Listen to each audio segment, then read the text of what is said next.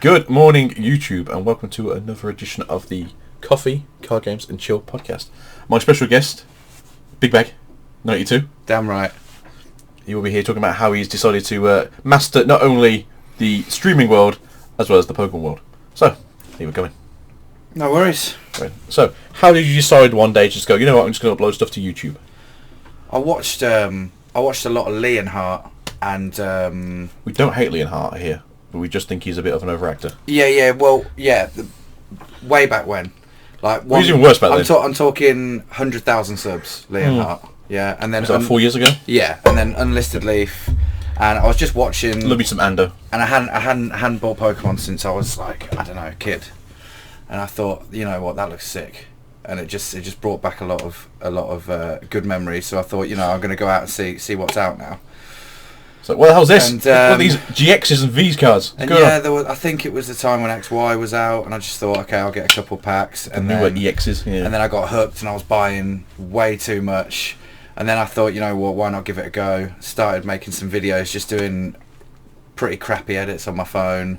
And then I just thought, right, I'm going to put a bit more time into it, and I probably spent like an hour per video, nothing really more, and uploaded it and shared it with my mates, and that was it.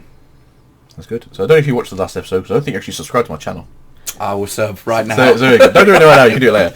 But I was going over this in the last podcast, saying like, roughly, if you see one of my videos, you see, it's like a 25-minute video, expect it to be like 3 times that length, including editing and rendering, and then sort of adding the final touches as everything else. And then if you don't get unlucky with Resolve, because Resolve has a tendency to just go, no thank you, and you just brick the whole thing, it's like, oh yeah, I just have to re-edit everything I just did.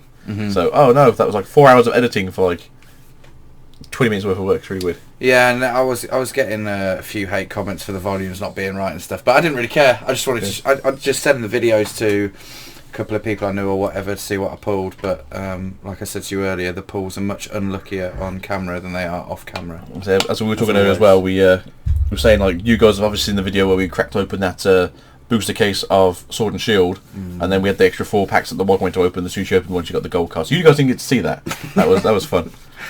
It's always the way though. We got one of the check lane blisters for. We got the Hattany promo, because you can't get the Pikachu one. Pikachu one's was sold out before it was even released. It wasn't, just I was a bit slow in getting it. So she got that. I said, look, you haven't opened anything. Oh, she got to open the booster stuff on the channel. You can open this one. She cracked open. She got herself a VMAX Butterfree. So yeah, there you go. So you guys don't know this yet, 'cause it's going to be like another week till you see it. But you actually get to see Mrs. Swiftly on a video, talking and having fun and possibly breaking the setup. So, you guys enjoy that. So there you go. So, what's your current endeavours, Mr. The Big Bag? So, my alias was Pokecollector channel on YouTube. Link will be in the description. And I was going really hard on that actually, and the Instagram, I actually managed to get, I think it was nearly 3,000 followers on the Instagram. Will also be in the description. I was posting every single day, pretty much all the cards that I'd pull, whatever. And then I remember actually, I woke up one day and I posted a picture of a Reshizard, and I posted it at like 9 o'clock at night. Left my phone, woke up the next morning, and it had over 600 likes. And I was like, where the hell's this come from? But now I've sort of gone to the world of streaming Xbox, just whatever on Xbox. So if I'm turn on my Xbox, turn on Twitch, stream it, and if someone wants to watch, they watch. And that's it, really. So, link will be in the description to his Twitch, and I'm sure, I believe he says on himself a YouTube, as well as a Facebook. So, everything will be linked in the description, so if you guys actually want to watch him, then there you go. More than one viewer per stream would be great. So if we can get him 2 viewers, then there you go, guys. I'm pretty sure the one viewer is me. Yeah, I did some streaming like back in the day, because I thought, oh, okay, I could be a content creator for video games. If you've probably never seen my other channel, which is also a Gifty Swiftly.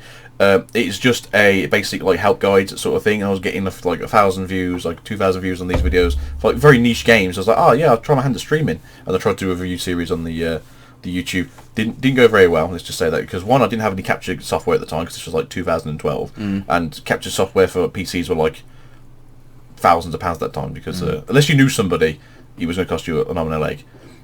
And then it was just too much hassle, and I had like a really bad job.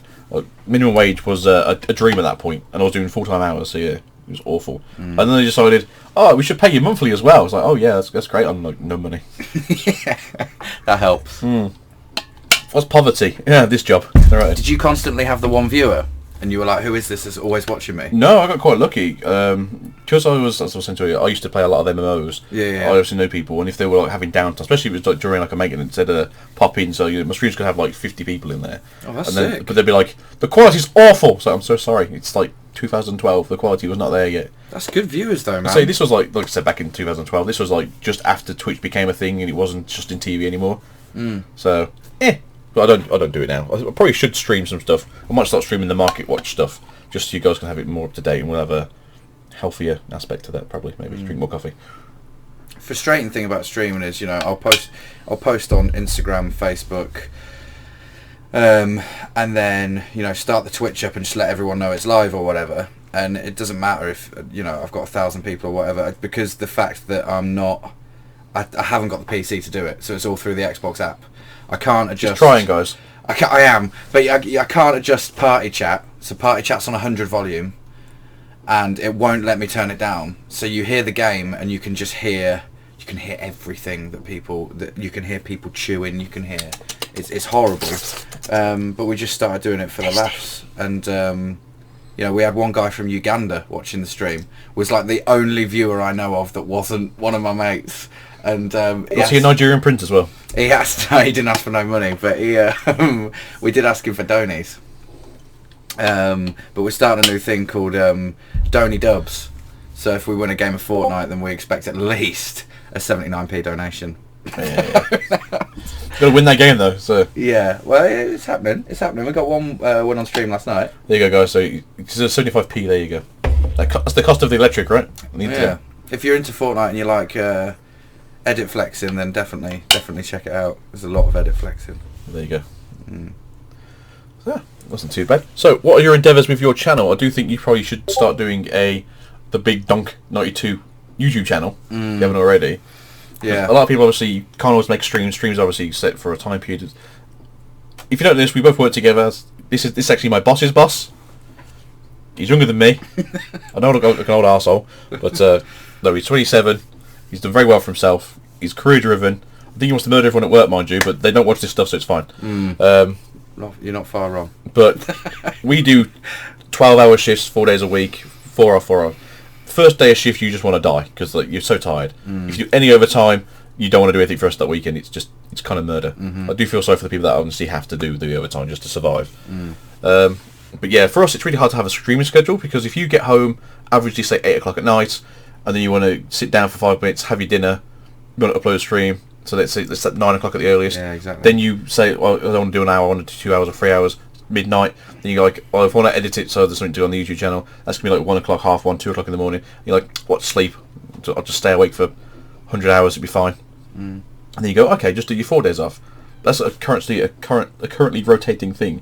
So if you work Monday to Thursday, you've got Friday to the following Monday off, and you go, okay, so I'll stream on Friday, I'll stream on Sunday, I'll do editing so everything goes out on Monday, but then the following week you're working that Friday, so you can't do the stream again. Yeah. And so you don't ever get this kind of continuous rotating system of, I can do this consistently without either having a nervous breakdown or just don't sleep. And that's where the views come from. The views come from schedule. Yeah, so if everyone of if your you go followers, every like Monday, Wednesday, Friday, and say Saturday, we're going to go live Monday, Friday, Wednesday, Friday from 9 till 12. Yeah. At least they can come and go, oh, I can't make it Monday, but I can watch you on Wednesday. Yeah, exactly. And but then Saturday you can go, well, you know, because I'm not at work this Saturday, I can do 12 till 6. But because people only ever expect you to be on at 9 till 12, it's like, oh, well, I missed you, even though you just did a 6-hour stream. But it's not a random, I'm going to be live in 5 minutes. Hope people see this sort Look at you, thing. ninja. Yeah. Exactly. But I just made 33 million. I'm just gonna sit down for a couple of weeks and think of my what if I have to work again. Yeah, mental. Might as well do something right with your time. Crazy. So yeah, that's the thing as well. Is making the schedule on shift is near impossible, and not having a PC doesn't help. No. But yeah. His wife is very lovely. It's not like she said no, you can't have a PC. Oh no, he was admitting no. he's just he doesn't really sort of have the space for the resource as opposed to the resource for the space. Yeah. I've kind of filled out that desk with so much Pokemon and other stuff, it's just insane. There's no room. There's no room at all. But maybe if I move to the bigger room, there will be. So as you guys can see, these are all the in-progress Yu-Gi-Oh boxes here that may or may not one day actually have a full playable deck. Ban lists are a thing. As you've already seen, you guys know this is the Pokemon wall here with the amiibos at the top.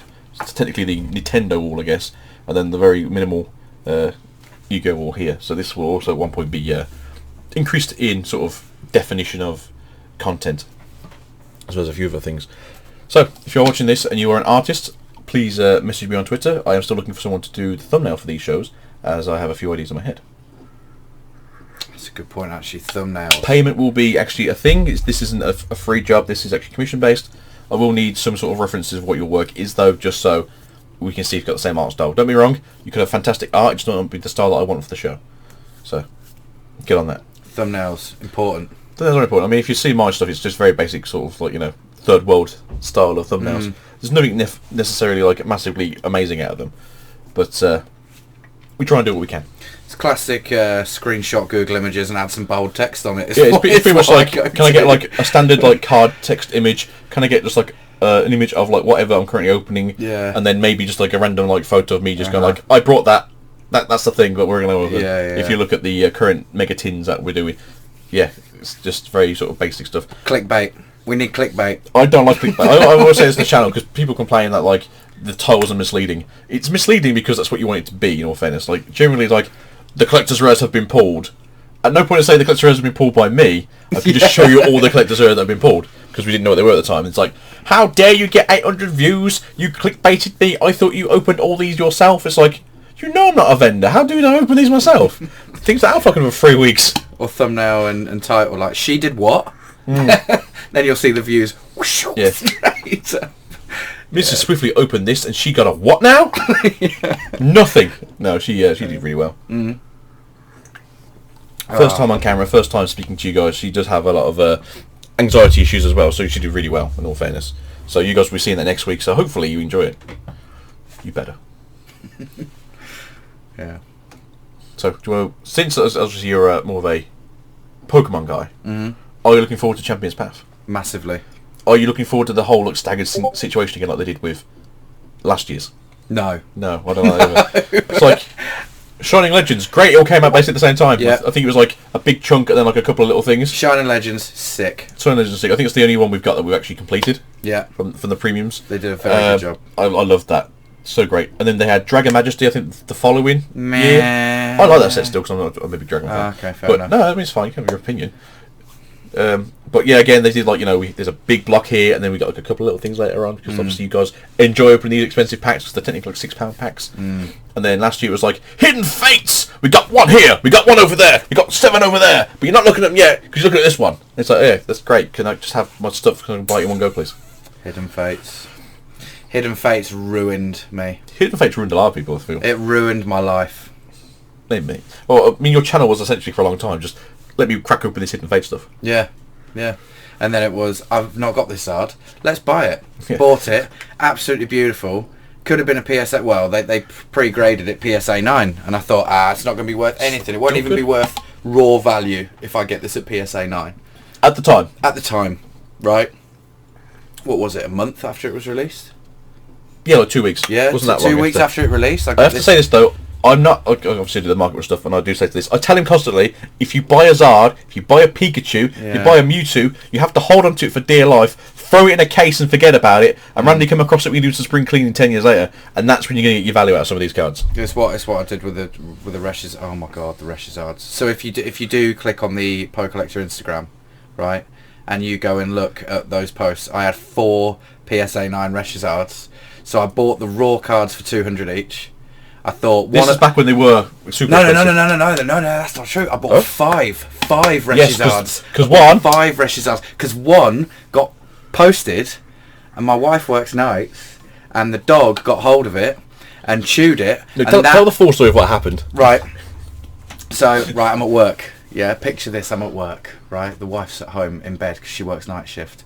gets delivered into like our dog cage thing by the postman. The old letterbox. No. Start again. It was signed for, right? Which is even worse, right? So she wakes up, she puts it on the kitchen side. Let's preface this as well with the fact that he told me it's turned up, guys. It's at the house. I can't wait to go home and see it. It's looking like it could be a PSA 10. Hyped. Great. Yeah. So this is like first break. Right. So absolutely hyped. Danny signed for it. She's put it on this kitchen counter and she's gone back to bed, right? The cat, during this sleep, has swiped the card in its packaging off the side. Bearing in mind, thick card, bubble wrap, top loader card, right? Dog devoured it. That was the one that I was convinced was the PSA 10, and I got it for £130, which was unheard of when everyone was trying to get this card, right? So the other four I was convinced would be close 10s or 9s. So the other one I managed to sell for £20 because someone wanted it in their deck and it was chewed up by a dog. So I thought better than nothing. Yeah, see with Pokemon is they don't have like marked card system. You can't do it in Yu-Gi-Oh! If someone like literally comes with like a half card, they'll be like, that's a bit suspect. Yeah, Pokemon's like, it's a kid's game, don't worry about it. What, yeah. You've literally pulled out the toilet? Yeah, play it, don't worry about it. Exactly. Just cover it in a sleeve, it's fine. And then the four come back PSA 9. So I bought them 200 raw. And I thought PSA 9, it'll probably get me its value back. Maybe 220, 230, something like that. And for some reason, it just... what come out after... was it... Hidden Fates. Was it? Yeah, it was the Hidden Fates Zard. Stuff, yeah, and the Hidden Fates Zard got announced and it ruined my life. So I thought, okay, Reshazard went down. What's better than a Reshazard? A shiny version of the Hyper Rare from Burning Shadows. From Burning Shadows, yeah. That is still like the most hyped Charizard card ever. Exactly. Isn't base set. So I decided to sell. I sold them for 125 each. And now all of a sudden they're back up to like over 2. Yeah, they're back to being like their high price back in the day. So yeah, they are. Yeah, exactly. So I should have held on to them. And then there's so many examples of where I've bought a card, either got it graded or kept it raw, and I've just thought, right, okay, I'm bored of this. I want Wizards of the Coast. I want sealed. I want rare, beautiful stuff, and I want all this stuff out the door. And I get it out the door, and 3 months later I find out. You know, so just wait. Just don't be stupid. Just don't. If you're listening to this as some just basic interest, I am not a vendor. I do not have a hand in the market. I do not have any inside information. But always trust your spirit when it is, should I hold this card? If it's a Charizard, yes. If it's a rarish Pikachu card, yes. If it's a Mewtwo, hell yes. Look at that Mewtwo in the test tube. That was like a £20 card for like a year and a half. And in the last like couple of months, it's gone up to being like £110, £120. Disgusting. Like, yeah, I remember looking at those and being like, oh, I don't want to pay £20. This is too expensive. And then now it's 120. Do you know what? This is no lie, man. I got offered a PSA 10 Mewtwo card from Shining Legends, and I think it was like what 90, 100, something like that. I can't remember what it was. I think at the time though, they were going for like 70, so it was like, yeah, it was something like that. And I said to the guy, would you take? I think I tried to knock him down like £10, yeah. And he said no, and I was like, nah, not that bothered, and I left it. And now I'm like, oh god, I'm such. Now they're like £500. Oh no, what should have took that. I should have took that so bad. I mean, in all fairness, it's a very nice looking card. It's nice artwork. There's no other artwork in the game like it because we technically don't make Pokemon anymore. We made the mistake with Mewtwo. We kind of learned from our mistakes. Don't make any more Pokemon. Besides Polygon, but that might have been first, so that's fine. Yeah. And Rotom, that's fine too. And we've got to touch on lockdown price. How can we not? So we had basically, obviously we all live in this current age. We had a recession in terms of what a commonly value is. So if you've never had a recession before, welcome. This is my technically third recession I've been in. So I was alive during '94 to the point of where I kind of felt the pressure. I was trying to work through 2008 when I lost my job as a mechanic at the time. Then worked for the company I was talking about earlier that basically paid me peanuts because peanuts actually would have been worth more value. And now we're technically going through a recession now. As you've probably seen with a lot of the job market currently is sort of like bottom out. In all fairness, you sort of should expect a recession every sort of 10 to 15 years. We've 2.5 years in, so we have kind of got the middle point.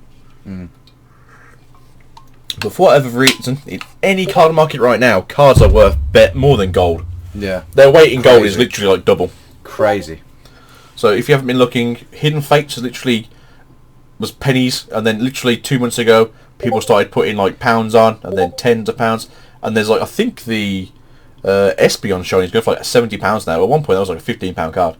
You're joking? Yeah, like it's just gone. I hate myself.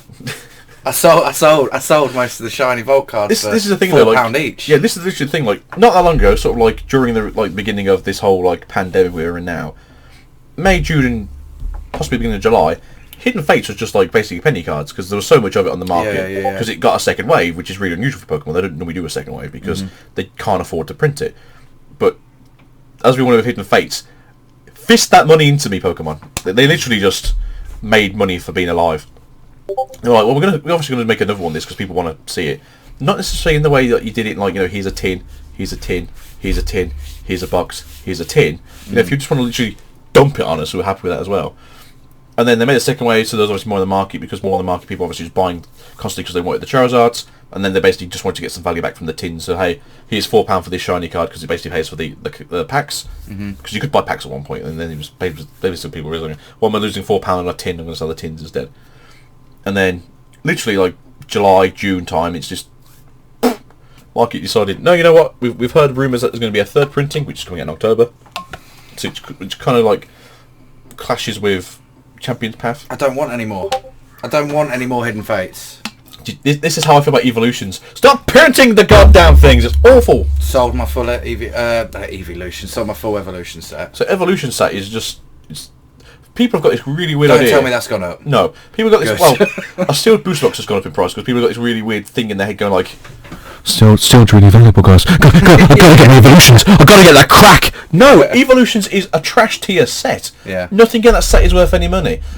There's literally like, was it 3 Charizards in that set or 2 Charizards in that set? Yeah. One is a full art Charizard Y. It's worth like £5. It's so unvalued. It's ridiculous. Yeah. And people are like, I've got to get that sealed booster box. It's gonna be worth some money in the future. I've literally got like 50 plus packs there for Vincent when he's 18 to open for the fun of it because the packs aren't worth the paper they're printed on. They're awful. Like anyone out there who's holding on to evolutions thinking it's going to be a gold mine in the future, it's not base set. Get rid. Yeah, just literally. I'm not saying throw it in the bin, but open it and hope you pull something that you can sell for like £5 because it's not worth any money. No, exactly. And lockdown price. So, what was it? Was it first edition? No, it wasn't first edition. So we'll go, so basically I was saying to you about this the other day because, like I said, we work together on occasion, we'll see each other on break. I was like, oh, have you seen how much the Charizard's going for? You still got them available? And so I was like, No. It's like, what? It's like, oh, I sold them. I was like, how much for? I was like, this. I was like, oh yeah, they're worth like 4 times that now. Yeah. So, Team Rocket, non-holo, Dark Zard, PSA 10. Beautiful card. Even in non-holo, it's beautiful card. Beautiful card. I got it for a bargain. You did. I was watching the auction as well, and then Jim was like going through like, I've asked for this price. He said no, so I've asked for this price. Exactly. Take it. I got such a good deal. Bought it, sold it for a little bit more. Always make a profit, guys. Don't sell for less. And now I could have sold it for way more. I think the last time I saw it, I haven't seen one since because that was the cheapest on the market at the time. A PSA 10 non-holo Team Rocket Charizard first edition was going for, I think it was like 295, and you sold it I think for 100. No. Was it 80? No. What did you sell it for? 60. Okay, you paid 40 for it. Did you pay 35? Yeah, I paid 40. Yeah. So, I mean, you made your money on it technically. Yeah, you didn't lose out. Yeah. I mean, some people obviously buy cards. It just like sinks the market. So yeah, but it hurts. It hurts when you see those sold prices. And well, we saw, wasn't it like a PSA 10 for like 100 for that Charizard? Didn't we? Something like that. Yeah. We both thought about it, and I decided no because I don't like PSA cards. Yeah. So this is something about me that you'll always say. I like raw cards. I hate PSA. I think the whole concept is basically its own bubble that should pop at any time. Yeah. Because the idea of a card being perfect is just not how cards work. If you look at a card that comes out of like most printing presses, there's always whitening or there's like the slightly off center. I love off center cards. Someone was showing yesterday on one of the Facebook groups we're in a off center Charizard. It looks epic. Have you seen the bit like where Charizard comes in and like leaf fire red and leaf green where like he comes down and he shoots fire and like zooms off? It looks like he's zooming off. It looks fantastic. That's cool. Like that's off center. That's going to be like a PSA 8 or something like that. I like that card. I'd happily have that in my collection. Better than like the PSA like 1 grade I've got in my collection right now. Oh, what you got? Got a Charizard, yeah. What, PSA 1? No, but I'm saying it's like so awful it'd be PSA 1. You know the dog Reshizard? Yeah. He's getting graded for PSA 1. I think it'd be just like PSA ungradable because it's like been eaten. It's got to be. Yeah. It's not ripped though.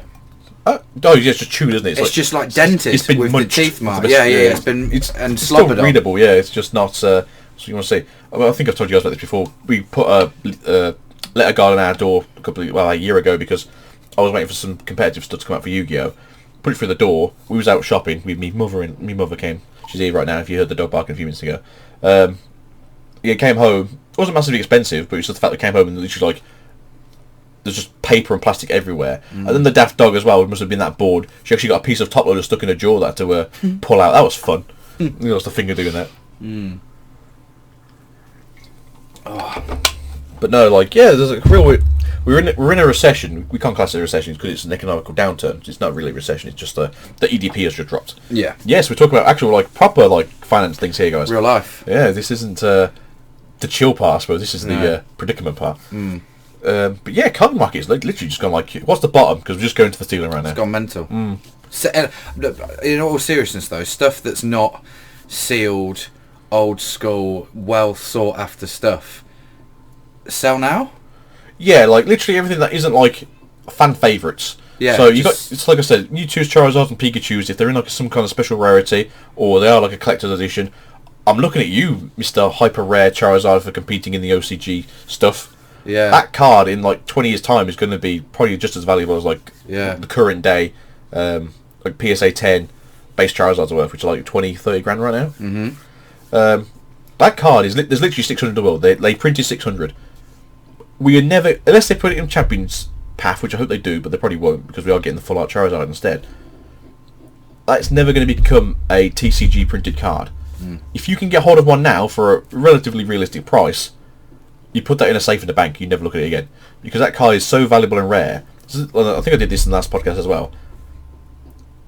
The little packs you get if you go compete in Worlds have like 12 cards in, and they're all different languages. The only card in that pack that's worth any value is the English one. And that's worth more than the pack itself. Yeah. Because I always try, as I said before, I like promo collecting. And that's literally the only promo I can turn around to wife and say, I'm not bothered getting it because I'm not paying like £150 for that one card. Yeah. Actually, do you know one Charizard card that hasn't gone up in value during this whole thing? I mean, the Evolution one's worth trash, but... Well, apart from Evolution. My Team Up Staff Charizard... From Team Up Staff Charizard. Man... That would have been price. I don't think so. It did, because I showed you real sex was like £400. Is it? Yeah. Can we have a look? Go on. Oh, go on. Let's have a look on the old Go on. I'm just intrigued. Let's have a look. We're going on eBay, guys. We're going on eBay. I'll put a price up on the actual editing, but very quick look. Just because I'm kind of awful. eBay. Just because I'm. You know what? I think I can put you guys in here. I'm not sure. I know I can go backwards. I don't think I can go forwards. PSA 9. PSA 9. Sorry, PSA 9. Team Up Staff Charizard. Yes.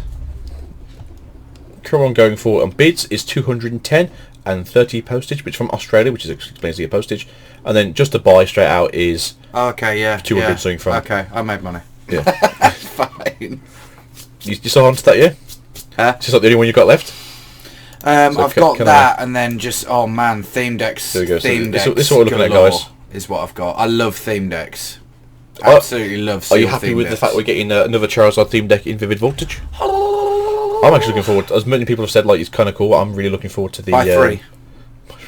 No. Hear me out, right? Hold on. Let's go back. So this is what the price card. This is the cheapest one here. This is what you're looking at as basic. That's Nidoqueen. So I like Nidoqueen. I prefer because you don't see me often. King. Heavy bleeder, nice. Oh, I mean, that's just buy it now. That's clickbait. Or best offer of like 200 probably, or like 58 quid postage. But for what reason? What justifies that £58 postage? It's coming from America, so it's like probably first class and signed for. So what's that postage for? International shipping? Yeah, whatever. Yeah. The worst thing is though, obviously it's international shipping. You're getting him like FedEx will pick it up and go like, you owe us like 70 quid. Why? We picked up your package for you. Why? It's like. Just pay the 70 quid, yeah. What were we saying before the... Vivid Voltage, buy 3 packs. Yes, buy 3 decks. So, Just redoes this. As a rule, I will normally buy like 2, because I'll get one for myself as an opening so I can play with the kids, and then I'll have one that will be a steel collection. I have a little steel collection, which is normally just theme decks. Vincent has a steel collection that's going to be like... We've got like Shining Legends up there, we've got other stuff. That's going to be worth a lot of money soon. So, sorry, carry on. So, buy 3.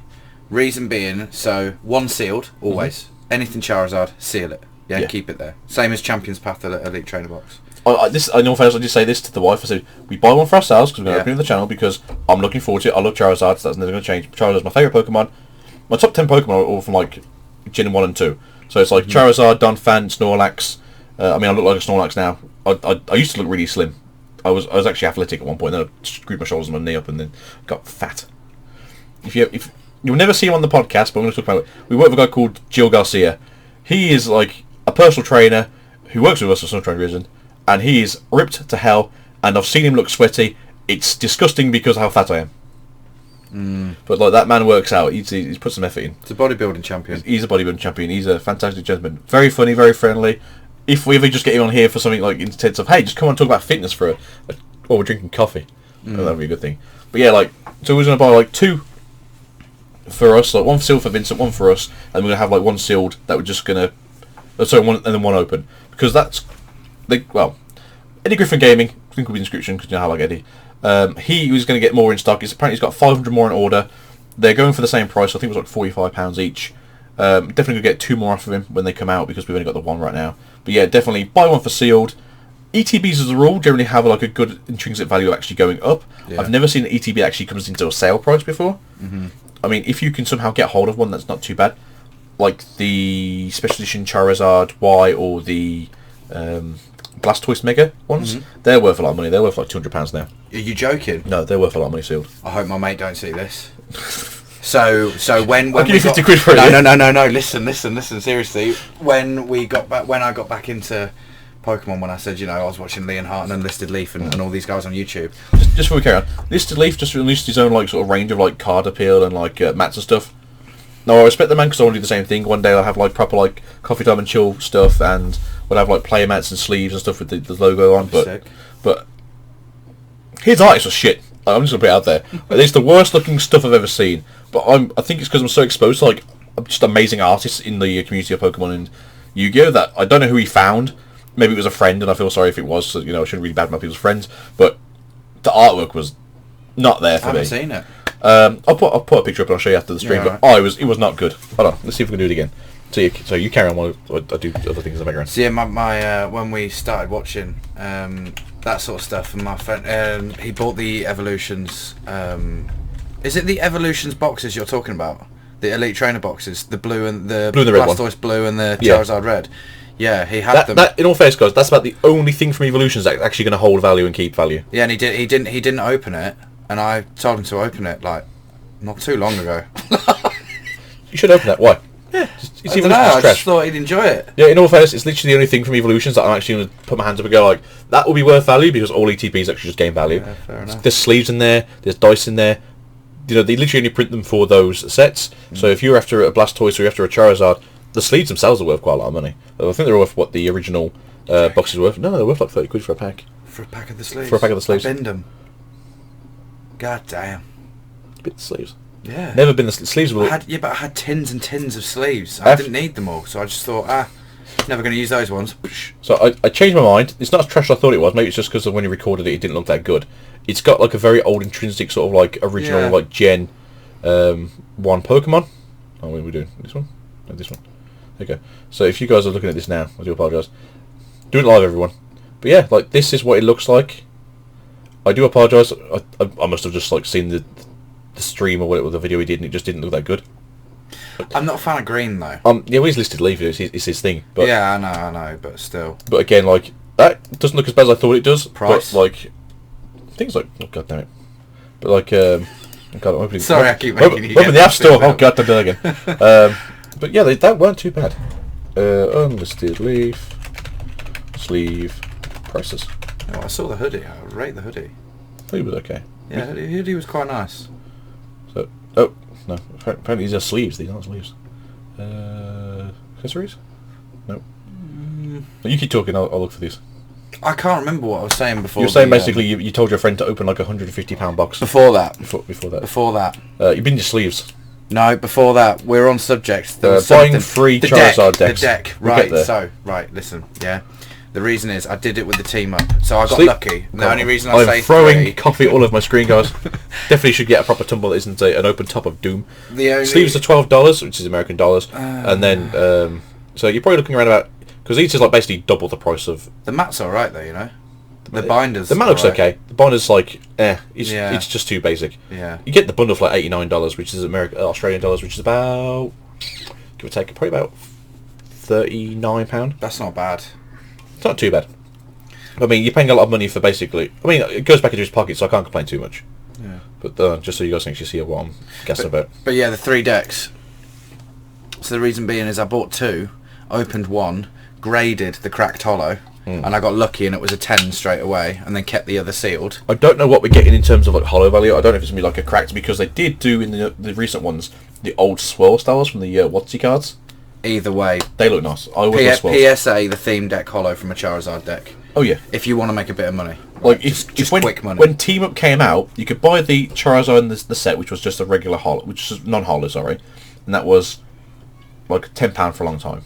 I think it did go up a little bit, and then you could get the theme deck version, which was like an £18 card, even though the theme deck was like £9. So Yeah, exactly. double. You bet you got your money back. So a lot of Yeah. people literally went out there, brought them, and put them on sale for 15 quid, and made the money back. Then you could buy the promo, the regular pre-release promo, which was like 20. I think it was like 45 for ages.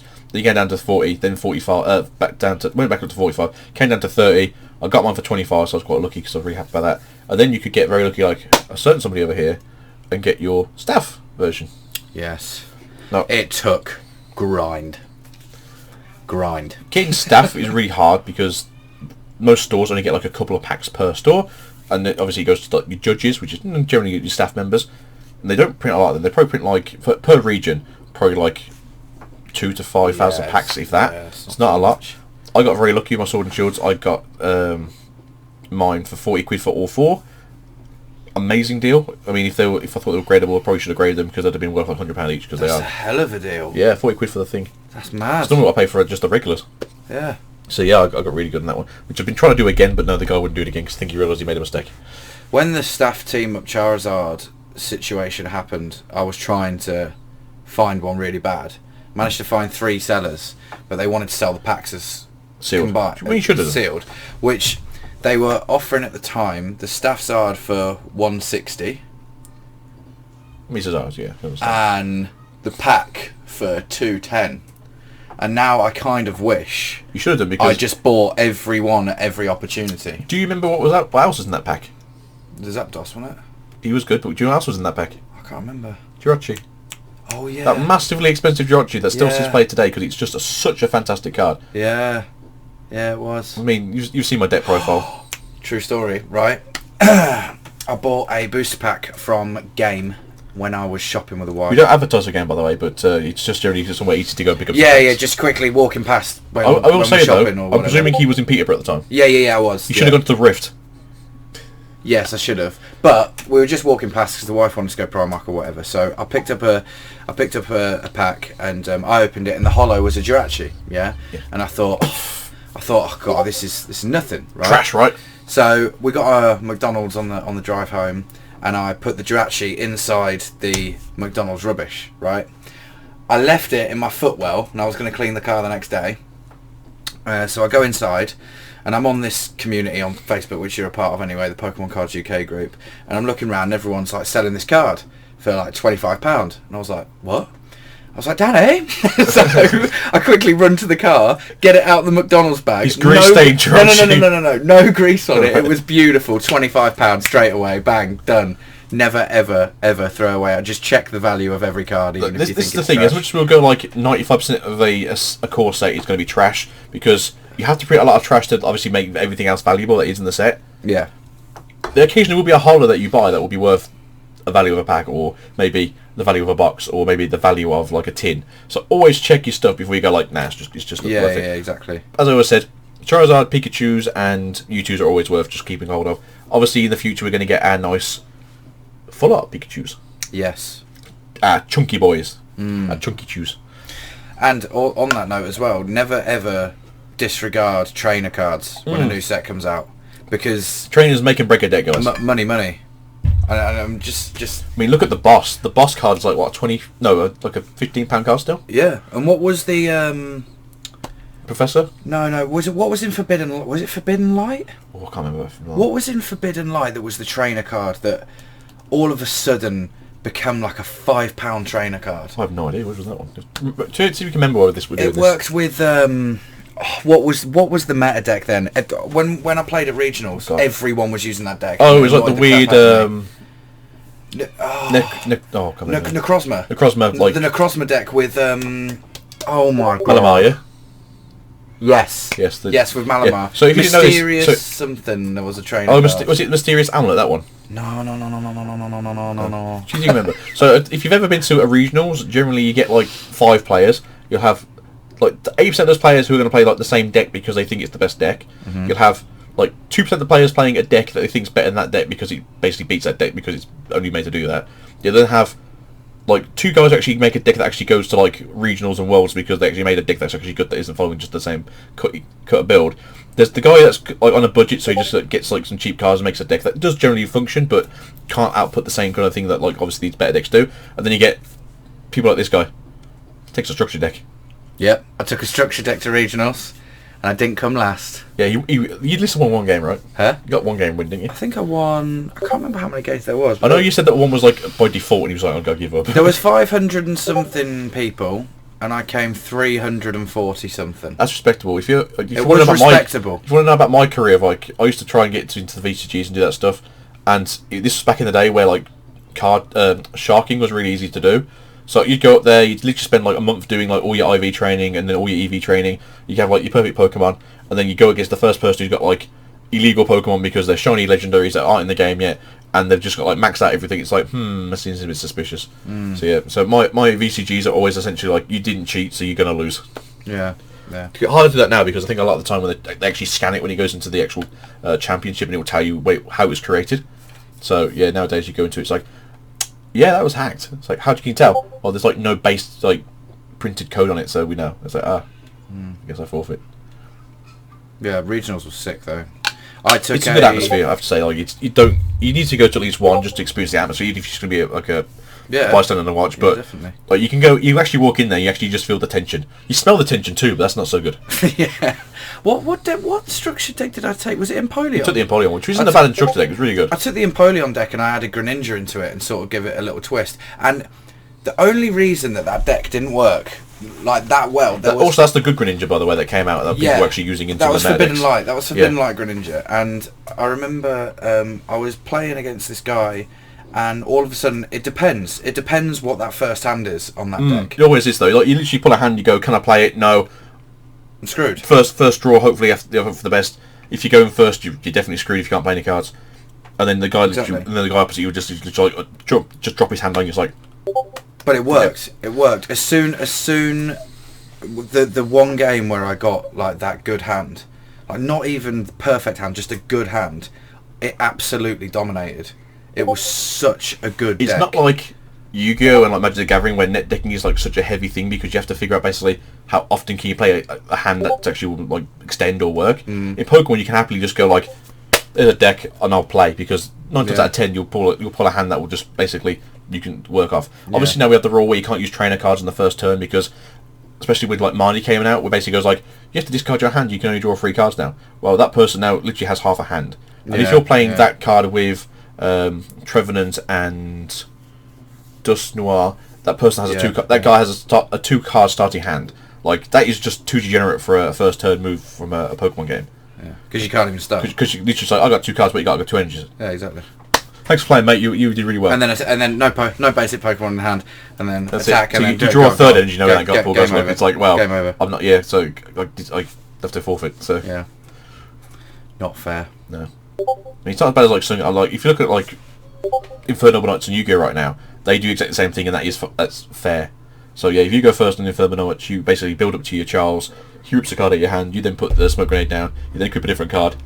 Rips another card out of the hand. You then link off to I can't remember what it is. You link off to something else, and then he basically rips a card out of your hand, and all of a sudden the guy's starting with 2 cards. And I'm pretty sure if he was still allowed, like Gunblade Dragon was still allowed, he'd rip the other 2 cards out of his hand as well. I'd be like, Oh, you wanted to play today? Oh, I'm really sorry. I guess I'm just gonna get this. I'm just gonna win the first game. Yeah. Yeah, exactly. Yeah.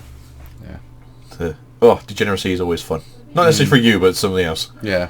But if you don't remember, this is the guy that was going to do the challenge road to regionals with as well. So we were going to plan to go to Sheffield, and then the pandemic basically happened like a couple of weeks before, and it was like, don't come. And we thought, you know what, it's not terrible.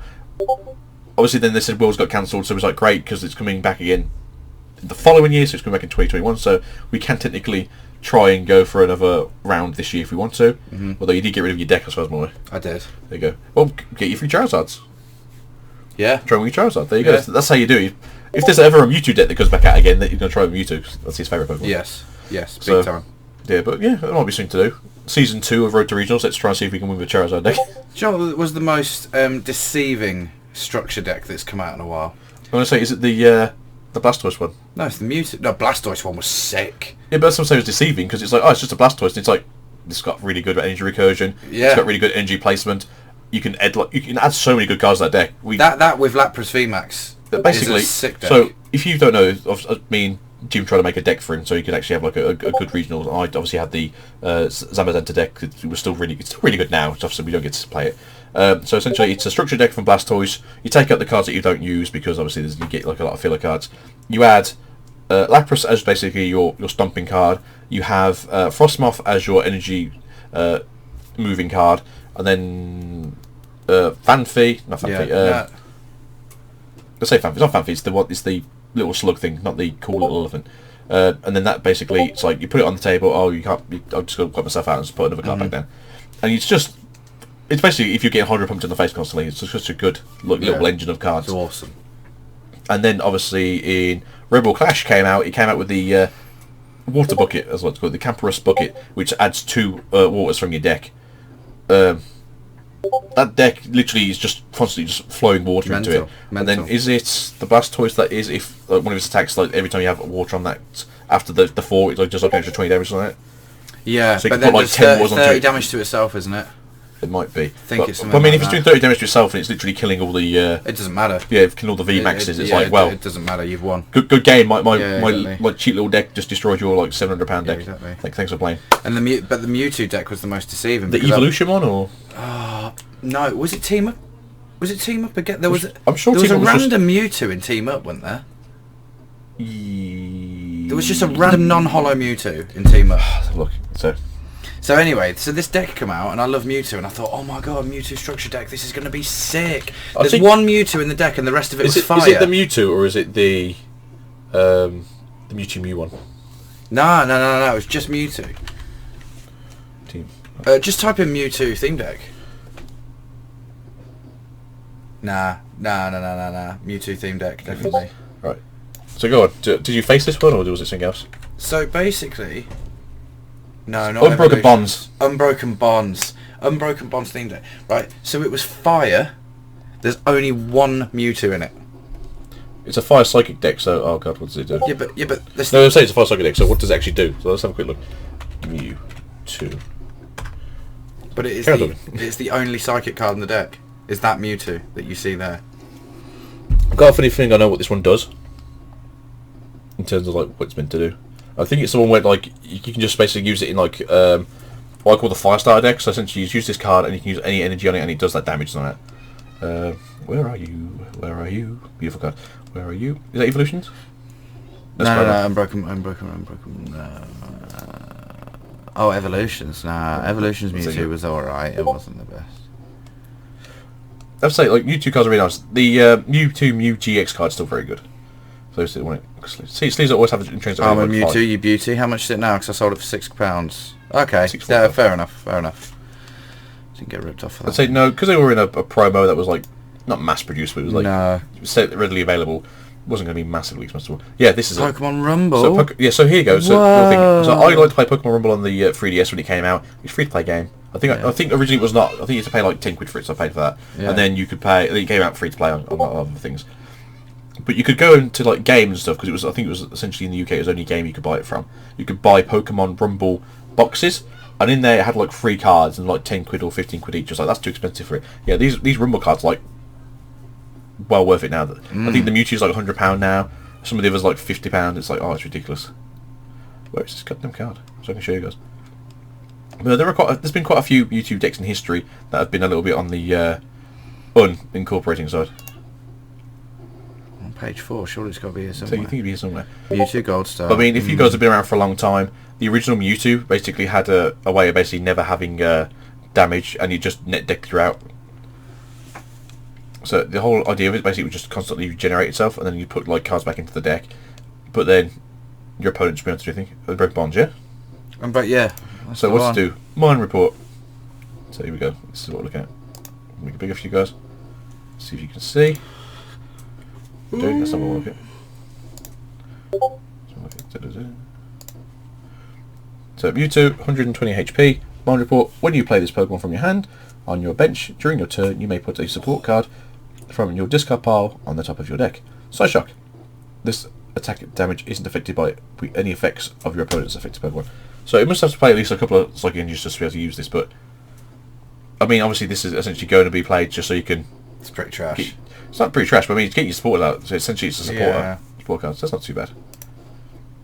Did you hear my neck click? I did hear your neck click. I wonder if anyone saw you try and break your own neck on my stream. Yeah. We don't condone breaking your own necks on I do it all the time. I only learned how to do it like a couple of weeks ago, you know. Be careful though, because you can like rotate your vertebrae. You say that though, but you have your neck looking that way, you can't change it. What, looking like that way? If you click your neck and you rotate the vertebrae, it will just put your neck in that position, so then you'll be looking whatever way you are popping your neck. So I'll be walking around like this all the time? Yeah, you just be looking away. It's like, you okay? It's like, rotate my neck. It's like, oh, okay, that's cool. Yeah, it doesn't feel like it's straight, actually. So, phrasing? Feels like it's... Well, you need to go back to your chiropractor when you can anyway, don't you? So, possibly have a check your neck. Yeah, exactly, yeah. He's a broken soul, this one here. I am. I don't know what he did to himself, but he's a broken soul. I am. What did you do to yourself? I've never asked Nothing. before. Okay. You're born Literally a broken nothing. soul. Fancy getting my back clicked one day, and then he turned around and said, Spawns like whack. "You need adjusting." A lot. You need adjusting. And then I so you never want to hear from another man though, right? You need adjusting. Having to go... yeah, exactly. Having to go like every month and just get clicked, but oh my god, it felt great. So with my back operation, I had to like sit in like a really sort of like weird like S bend shape all the time. So my back is like S curved. So I do need to I need to lose the weight first of all, and then once I've lost the weight, I need to basically go get someone to stomp me back out.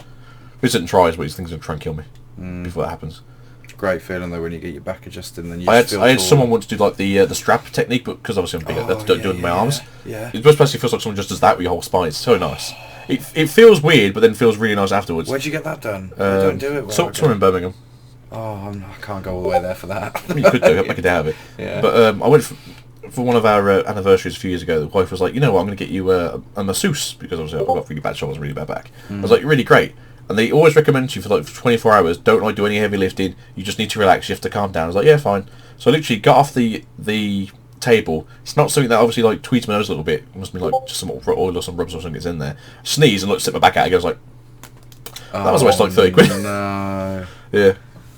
It's like, no, it was even worse. But it was enjoyable for the 25 minutes I had actually. Someone like make sure my back wasn't awful for a change. Yeah.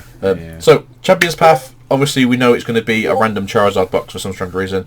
We're getting we're getting two varieties. We're getting a standard Marnie box, and we're getting a premium Marnie box. Okay, fair enough. Didn't know that. So I'll look this up. So yeah, they're doing the same thing with Vivid Voltage. We're going to get a basic Pikachu ETB, and we're going to get a premium Pikachu. Pikachu ETB. Buy it, seal it, keep it. I mean, do the same thing I've said with the Charizards. You get one for yourself, because obviously you want to openly get your promo out of it, so the promo's going to be worth valuing itself.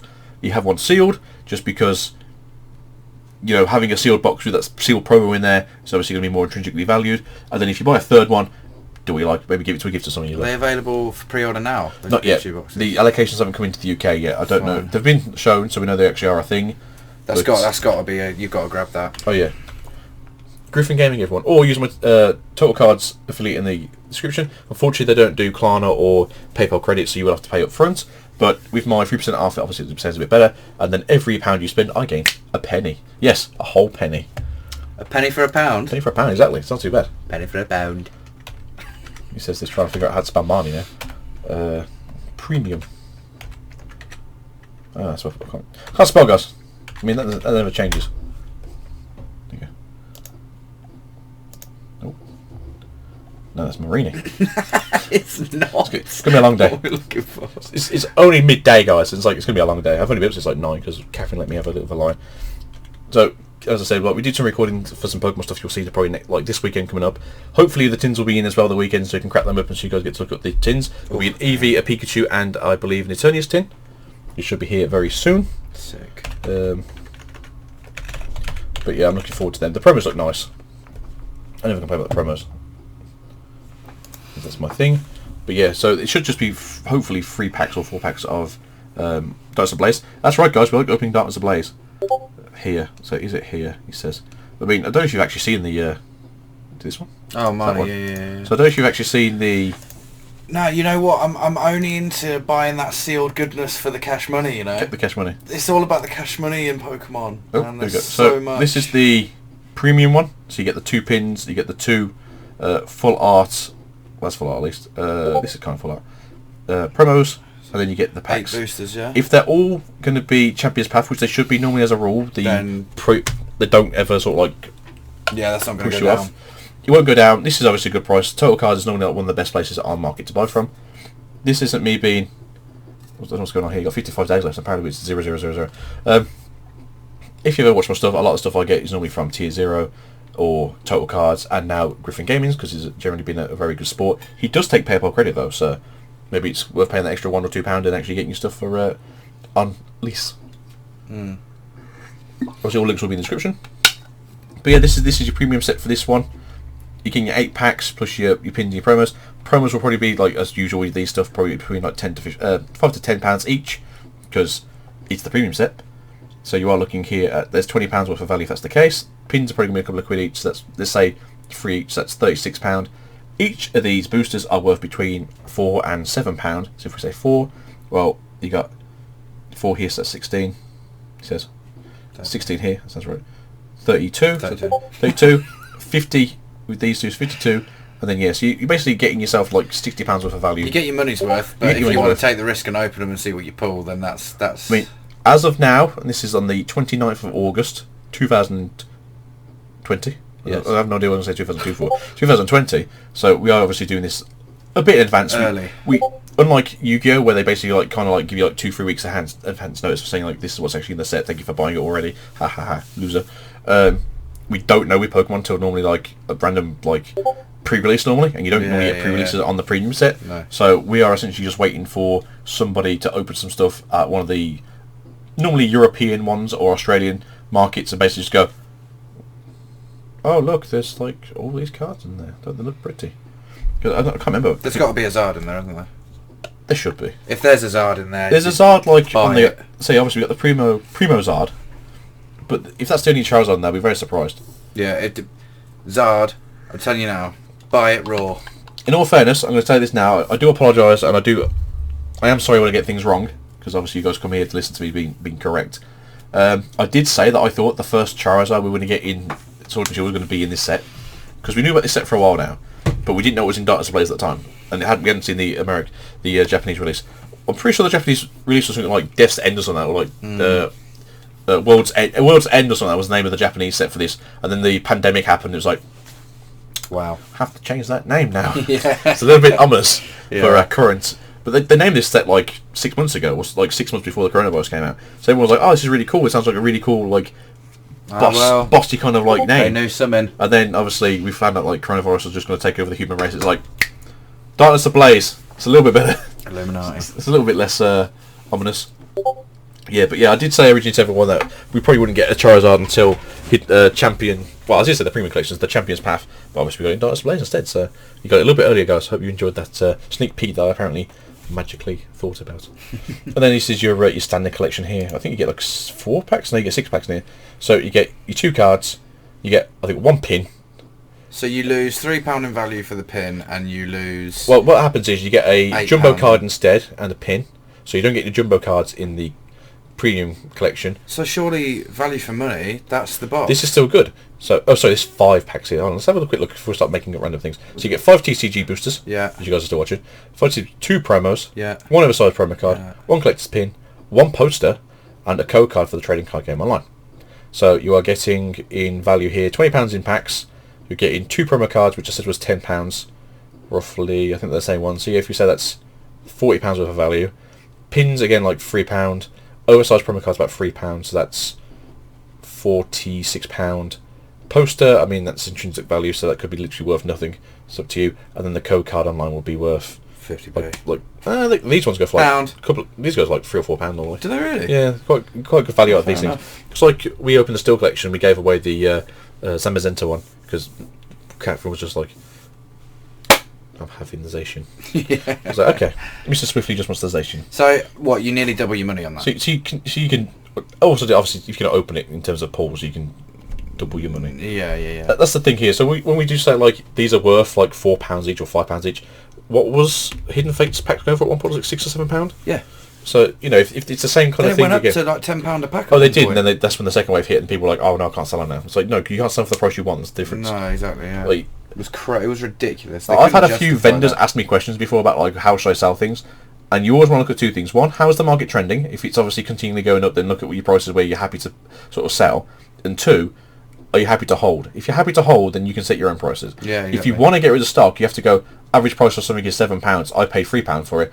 I'll happily take £5.50. Yeah. You take the and then £5.50. you sell, and then you sell because you're cheaper than the rest of That's the it. You'll still make money. competitors. So you just have to look at how much you're willing to like sort of sacrifice in terms of earnings, while also still earning something. You can't like buy something for £3 and say it for like £3.10 because you ain't gonna make. When I saw that about the £10 for the Hidden Fates boosters, I just felt disgusted. Yeah, like, some people like. As much as obviously we're now in a situation where obviously the card market is decided to explode, Charizards are worth like everything in the world. Black Lotuses are literally fueling economies in America right now.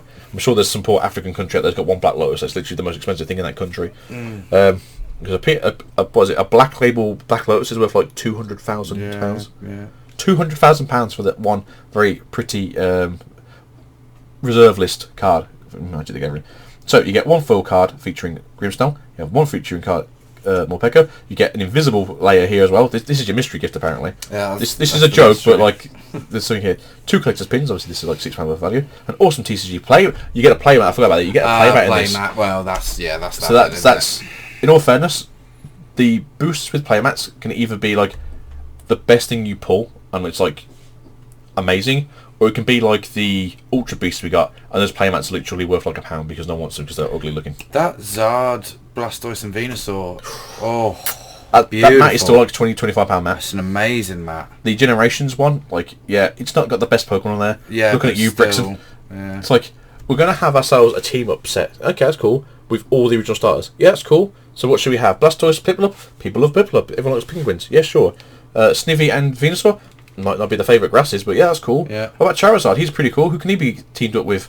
What about a Cyndaquil? Nah, that's too common. What about a Chimchar? Nah, I don't want that. What about a Torchic? Everyone loves Torchic. Everyone loves fluffy little chicks. Nah, it's just not cutting it. Well, what about something newer? Maybe something like I don't know. How about the new set we just had? Maybe a Litten or maybe it's Evolve Forms. Nah, that's too new. We can't do that. Well, maybe we could sneak peek the new sets coming out. Obviously, we got Gen 8 coming out soon. Now we can't give anything away about that stuff. They already know too much. You can't have a bunny on there. Well, we can't run out of things then. How about Brexen? That's money. That's money right there. It's like the only Charizard card I can physically go. It's not worth any money. No, it's an okay card, but Yeah. in terms of collector's value and how it looks, it's just Yeah. Do you know what would have been a sick team up? Team card for them to do. My 2 favourite fighters, Charizard, Typhlosion. I mean, That yes, would have been but not because incredible. I don't like the Typhlosion. I think they had to have like one like fully evolved and then like one younger one. I'd have been happy with a Yeah, Cyndaquil. I like Cyndaquil. Or what about Typhlosion and Charmeleon? That'd been cool. That'd Would have been like the Dirty sick Dozen. That'd have card. been alright. Don't steal my idea, Pokemon Company. I mean, they can. It's their stuff. No. They can. No. Because you're technically stealing their stuff, but using the Pokemon. Oh, okay, yeah. I get that. But if you do it, guys, just send them a card, yeah? Yeah. Let him just give me preview or one. something. Just give me one. Yeah, but I mean, like, you could have picked so much good stuff. I mean, I'm a fan of Blastoise. Blastoise is obviously OG. Venusaur is OG. Pokemon Generation, so obviously they want to show you like, the generations of Pokemon. But I mean, I'd have been happy with anything other than Meganium for the grasses. Yeah. I mean, I'm a massive fan of Chestnut because he's a paladin and he has his own protect move that hurts people if they touch him. Because you can literally give him protect, spike shield. It's like protect. Oh, I didn't get to hit you. Spike shield. Oh, I didn't get to hit you. Protect. I didn't get to hit you. It's like Yeah, just continues to for like 20 turns. It's like, you ain't doing anything in this game. And then what else? What other grass Pokemon we got that was out at that time? Decidueye. I love Decidueye. I love the lore behind Decidueye. Yeah. Do you know the lore behind Decidueye? I don't know the lore, but So, I like Decidueye. Essentially, when we sort of like invaded Hawaii, people lived there obviously. I don't think we really invaded. I think we sort of decided we could trade with them because we wanted things they had. Like, I don't think all those things there were like cultural things. Hawaii. Yeah. So I think they obviously have their own cooking techniques, so I think people liked. Also, it was obviously a hub between America, it would be Hawaii, and then you go to Japan. So obviously, people wanted it sort of more of a sort of a stopping point at that point. So if you're at sea for like a month, you kind of want to have at least a little time to get your land legs back. I'm trying to think what they have there, like food-wise. There is some good food in Hawaii, but I can't remember. I want to say pineapple, but I don't think it actually is pineapple. I think that's kind of a weird thing. Because obviously people say Hawaiian pizza, but Hawaiian pizza was made in Toronto. Yeah, the first Hawaiian pizza was made by an Iranian man in Toronto. Hawaiian pizza, everyone, not from Hawaii, not even from a Hawaiian. But yeah, so the story on Decidueye, basically, it's an old species of bird that lived there, and then when we came over, we brought rats with us because they got onto ships because rats are surprisingly sneaky, and they were like, let's bring cats. Cats aren't terrible. Hello, Chaos Cat. Thank you for joining us. Don't knock everything over as usual. Hello, Pussycat.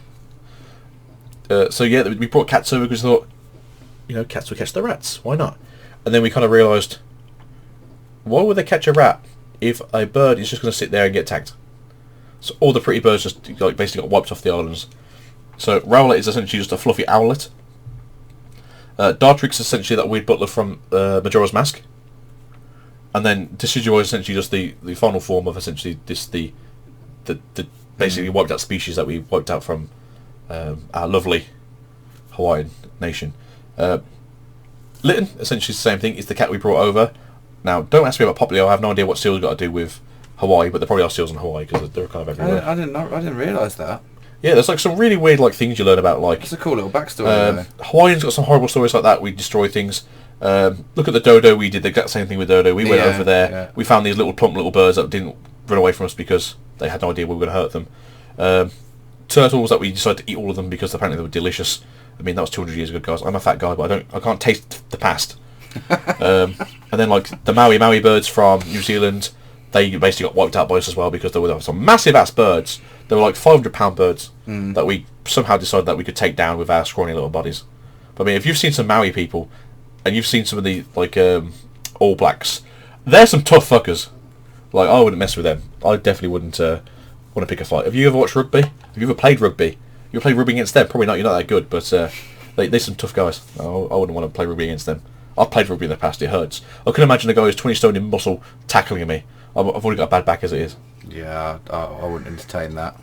Yeah, I want to pretend I could do that. But there's Decidueye. But yeah, this Pokemon's got such good lore.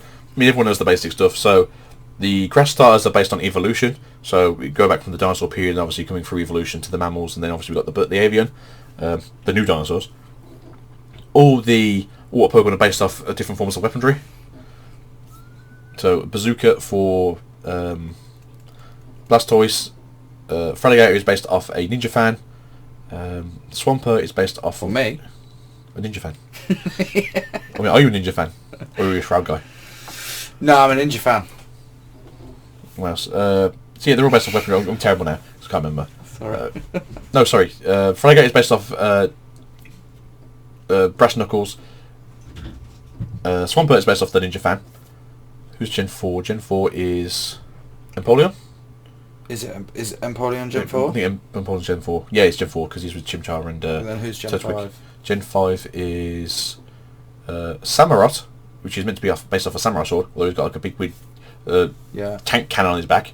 They could have made such a good Pokemon there. You've got a cute little otter into like a ninja wielding otter. I'm thinking this guy's going to have like some kind of like bone saber. It's going to be some badass, maybe like water fighting type.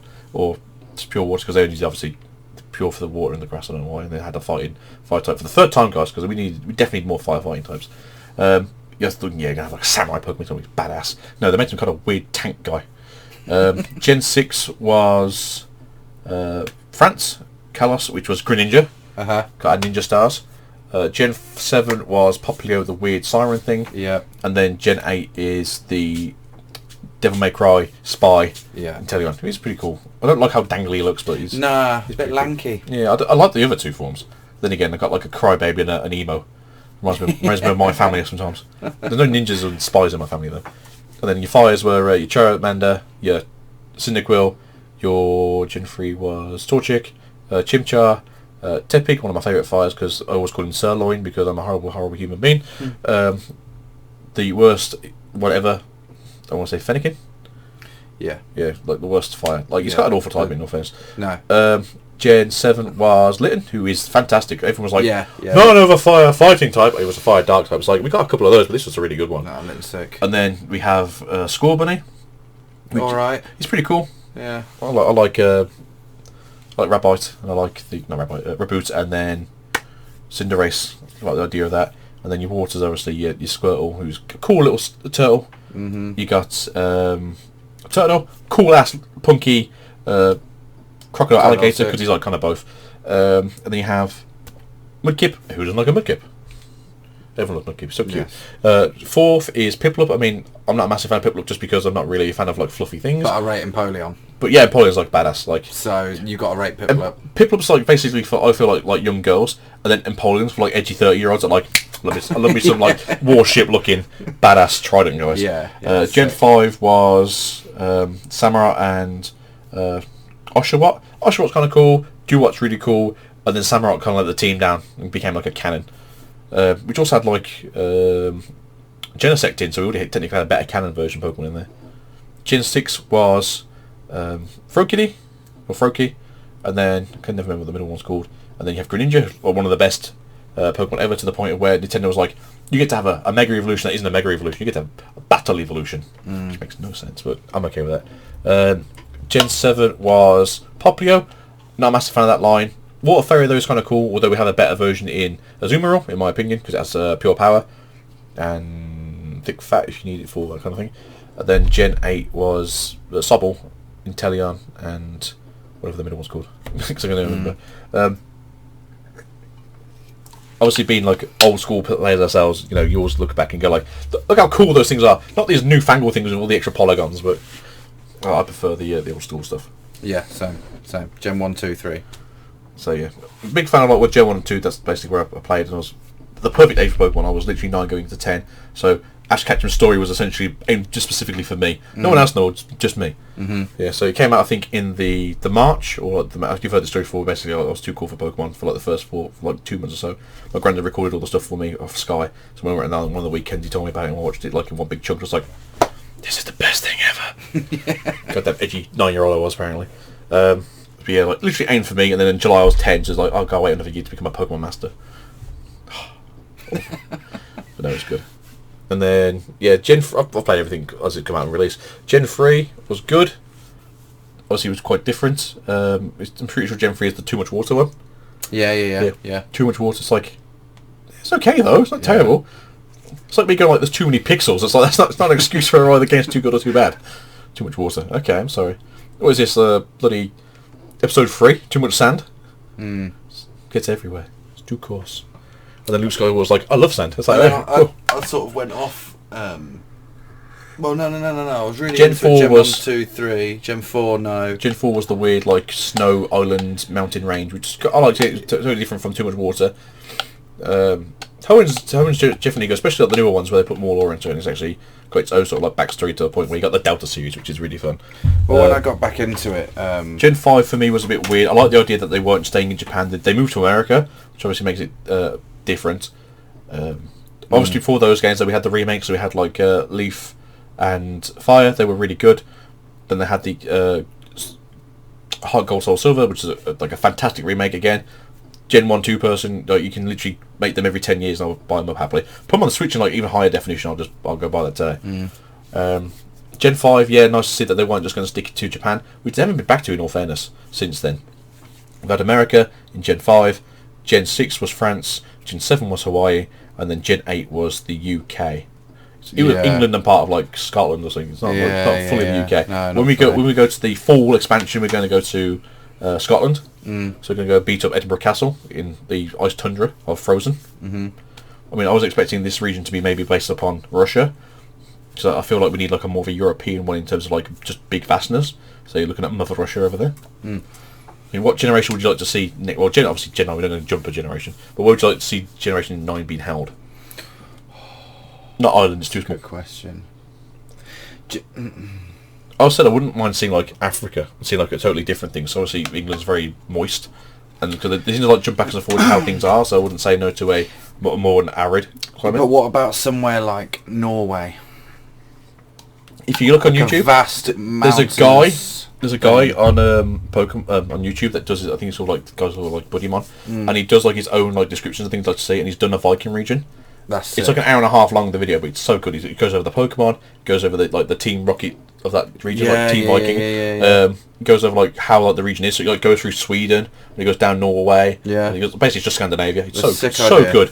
Like I'll put a link in the description. He's that good. The guy is like fantastic. Like definitely worth giving a look. He's currently doing another region here. I think he's gone back to doing something in America. So we had like New York, obviously Gen 5. He's gone to the other side. He's going to do like LA, Washington, and Colorado. I think they're all the three next to each other. And like so, you get like the high glitz and glamour of California, and then you sort of get like your more sort of like foresty regions with Colorado and Washington State. But yeah, the guy does like really good work. Like I haven't seen him do anything for a little bit, but like a couple of weeks ago when he was like putting more effort into it, every other day he was streaming for like an hour and a half, just showing like his designs and stuff. So it's really good. But yeah, I'd love to see like a Scandinavian sort of region, or I'd love to see like Sweet House. That'd be cool. But we say this kind of more. We are European. We are both from the UK, so we've had France. We've now got England. You know, it would be nice to sort of like dish out more sort of this region, so we can sort of have a region that's like, well, this is what the Japanese like Gen 1 to 4 looks like. Well, Gen 6, 8, and maybe 10 would be like the European region. So or maybe South America. Yeah, the rainforest. Cool. You have like a big rainforest area, and then oh god, I'm just thinking of all the palpitoads. Yeah, rainforest would be a sick idea. That'd be good. Well, we've still got one, guys. We've still got one. Mr. Beast planting those, was it 20 million trees? Good on him. Didn't quite make it though. I think the 20 million, that's just a massive amount of trees. Like, even if you use like a million, that's still a lot. I think he got to like 16 million. Well, he gave himself a time limit, didn't he? Yeah. That's the thing. You wanted to do it in the week. It's like, man, that's just. Yeah, it was. Like it's silly numbers, to say but like ambitious. Yeah, like you got to shoot big, I think, for some things like this. But yeah, fair play to the guy. Yeah. He's definitely one of the better people in the world.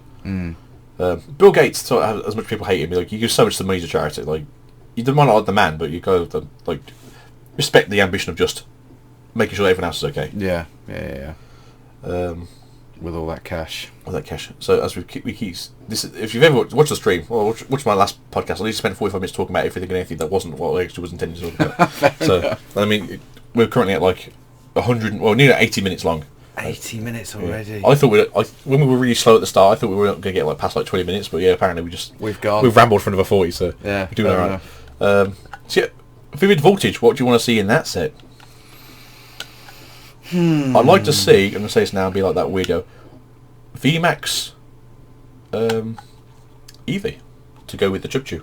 VMAX Eevee would be sick. I don't want to see another Charizard. You're going to see another Charizard anyway, you got a choice. It's in the structure deck. So you'll see like either like what they did with Team Up with, you'll have like just a regular non-hollow Charizard. I want a regular Charizard. I don't want to see... You won't see a VMAX or a Hyper, no. I don't want to see it. You'll see like a basic one like they did in Team Up. So you'll either see like a non-hollow, or you'll see a hollow one in the set. And I'm okay with that. But they need to stop printing so many sets with Zards. So this is the thing. So everyone thinks like it's a really good thing that you see Zards. And for whatever reason, like this has happened over the last like 2 sets. I'm going to say sets, I mean like Sword and Shield set and Sun and Moon set, where we've had, I think, like 6 Charizards printed in the last like 3 years. Now you might think, oh, what's wrong with that? Nothing's wrong with that, but everyone thinks they have like this weird, really weird, like non-linear intangible value. If you go back and look, you get Charizard on the base set, then you have Jungle, then you have Fossil, then you have Team Rocket. There's literally a year and a half between those before they got reprinted again. And we didn't even get, it wasn't even a year and a half for us. We got like the base Pokemon set, I think like 98, and then we got like Team Rocket in like 2000. So we had like over 2 years of basically like no new Charizard. Whereas in the last like 3 years we've had 6. And like plus it's like a different like rarity values as well within those 6 we've had. So we had like Burning Shadows, which had the regular one in. Did it have a full art? I think it had a full art. It just had the hyper, didn't it? No, so you had like the regular in the set and then the hyper. Yeah. Then you had team up, which had the non-hollow, Staff, the hollow, promo, the non-hollow, staff, the promo, the shatter foil. Yeah. So there's like literally 6. There's 5 from one set right there. So people just go like, what? Oh, reverse hollow. So so you got your 5 there. Yeah. Reverse hollow was nice. Then you had like, what was it? Unbroken Bonds. Yep. With Reshizard. So you had Reshizard, you had full art Reshizard. Then you had hyper rare Reshizard. Then you had Hidden Fates that came out literally like the month afterwards, which had the shiny Zard in. And then you had, I would say, Cosmic Eclipse that had the horrible Charizard with Brexian. Yeah, which you had standard, full art, and hyper rare. Hyper rare for that last time I checked was not a lot of money. No, like looking at 50 quid on that. No, yeah. It's playable though. But it's not got like a massive. But it's not the best. It's not combo like it's not a massive collar. Yeah, like we said, like there could have been any other secondary star, and it would have probably been the better. Like Combustion would have been amazing, I think. That would have been good. As much as it's the joke that obviously it's a fighting type one. Yeah, it's fire. It's fire. Yeah, exactly. Flying and fire fighting. It's literally opposite cards. Or Tepig. No, not Tepig. Big Knight. Or what's the other one? What's Chimchar's Evolution? Not Infernex, obviously that's the big one, but the middle one. But any of those 3 would have been fantastic. Yeah. Even like Quilama's just a cool dude. He's got a mohawk. I ain't gonna play like that. Anything would have been better than Brexian, because Brexian's like that weird like. I don't even know who they're aiming at to sell this. Like girls are gonna go buy this card for the sake of it being like, oh, it's a Brexian. I've never heard any girl go, oh, I love Brexians. No. Yeah, Piplups sell cards, guys. Like I can just guarantee that one. I mean, look at that Dawn Piplup card. That was like pre-ordering for like £10 because everyone wanted it. And then what else? So we had that, and then obviously now we've got the Charizard V and V Max. I'm not gonna lie, as much as I keep saying like people need to stop thinking these cards like worth like everything and more.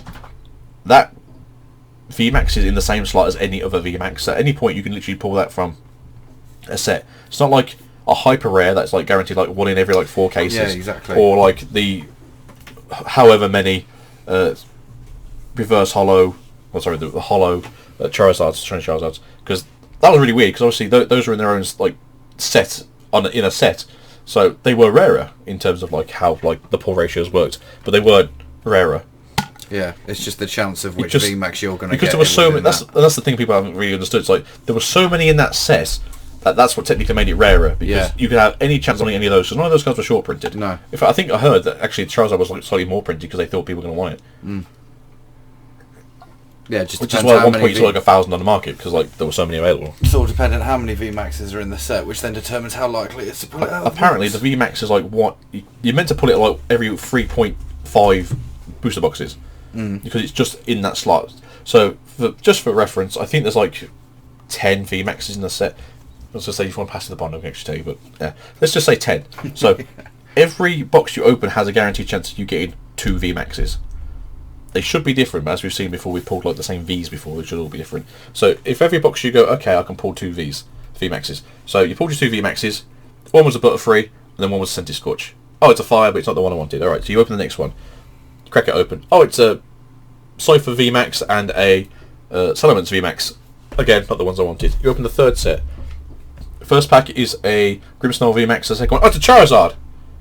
Well, this is obviously worth a lot of money. It's only worth the same like value as any other full art VMAX. Exactly. It's not, but like we should have got the hyper rare. I'm just saying, if we had the hyper rare, that would have been worth the money. Yeah. That would have been scary, because that would have literally been like one guaranteed in like every like 20 cases. Yeah, exactly. But that's actually worth like it's the actual value people think. How much is that going for a hyper rare? Last time I looked, it was like 600. But remember, there's only 600 in the world, so you have to win a championship in Japan. It's not getting printed in the TCG as far as away, unless it is in championship, which it could be. But yeah, there's like 600.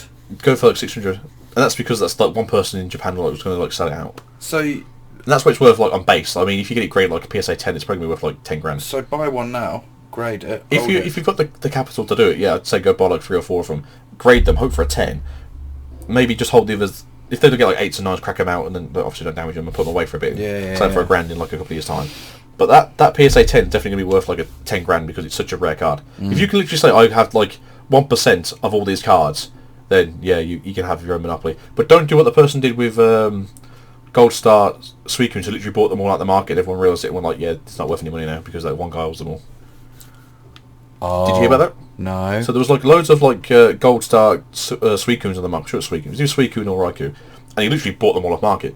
So I think they were going for like 50 or 60 quid. What, and then they found out that one guy had them all? Well, that's it. Despite what people think, a lot of the eBay, especially the collectors who are outstanding, like would talk to each other. Like one day, like I'll probably have like a good standing with like PokeRev, and we can talk about like rarities and stuff, and like obviously how he goes through things. Hopefully I'll get him on the channel one day if I'm lucky. He seems like a really nice guy. Very busy though. I'm not going to say like he's not a busy guy. But like yeah, like they all talk to each other. Like you'll be surprised. Like Ando talks to him. He'll talk to Lionheart. Lionheart will talk to like the other like Instagram sort of Poketubers. Yeah. Like it's when you get to the upper echelon, they just talk to each other because they have the connections, and that's how like people get like all this old product that hasn't been seen for like 20 years because like literally two Pokecollectors have got like a massive collection, literally hold all the stock. But yeah, like they all found out because they all talked to each other and went like, oh, I sold that gold for like such and such. Oh, well, I sold my gold for such and such. Oh, who'd you sell it to? Such and such. Oh yeah, I sold it to him too. And then like the third guy, like, oh, I sold 3 of them for the same guy. And then all like these 10 big collectors have just sold all their gold cards off and were like, so the one guy brought the cards like 60 quid. Yeah, that card's now worth like £4 because like he has all the value. So when that's something else people don't understand. If I held every single base set Charizard in the world, it wouldn't be worth 10 grand. It'd be worth like literally like 50 quid because there's no value to add to it. Yeah. It's like how people say like old money doesn't make money because they don't spend money. So yeah, it's like for instance, I'm going to show you this. This here, £8, but from the local bookstore. Please support your local stuff. It has a card in here that's worth 20 quid. Does it? Yeah. What? It's a promo card in here. It's one of the. You keeping it sealed? No, I'm going to open it. Just so I can use it in the deck. It's the last season of the Arc 5 manga. It holds the Go DDD card in it, which is like 15-20 quid card because people for some strange reason just don't want to do it. But you can go buy the book on like Amazon for £5 because they've taken the card out. So yeah, if you want to support your local, go ask them to do it. There's a lot in stock still. So yeah, make yourself 15 quid. Go buy like 2 copies of this. You know, you've made your money back double. Sick. Do you want to? I know it's not Pokemon or Yu-Gi-Oh related, but do you know what is going to be worth buying? Go on. Where is it? Is it Fortnite stuff? Mate. I just realised that your present for Christmas is downstairs and you've probably seen it when you walked up here. I didn't see anything, Good. so that's okay. Good. Don't look when you go downstairs. Fall down the stairs, you'll be fine. Let me try and... As much as I say this is a card game podcast, like we can talk about anything here. Are you ready for this? Go on. I'll hold it up to there. Go on. These are coming out in like a week or something. They are crossover comics. Can you see that? No, because your phone's... Oh!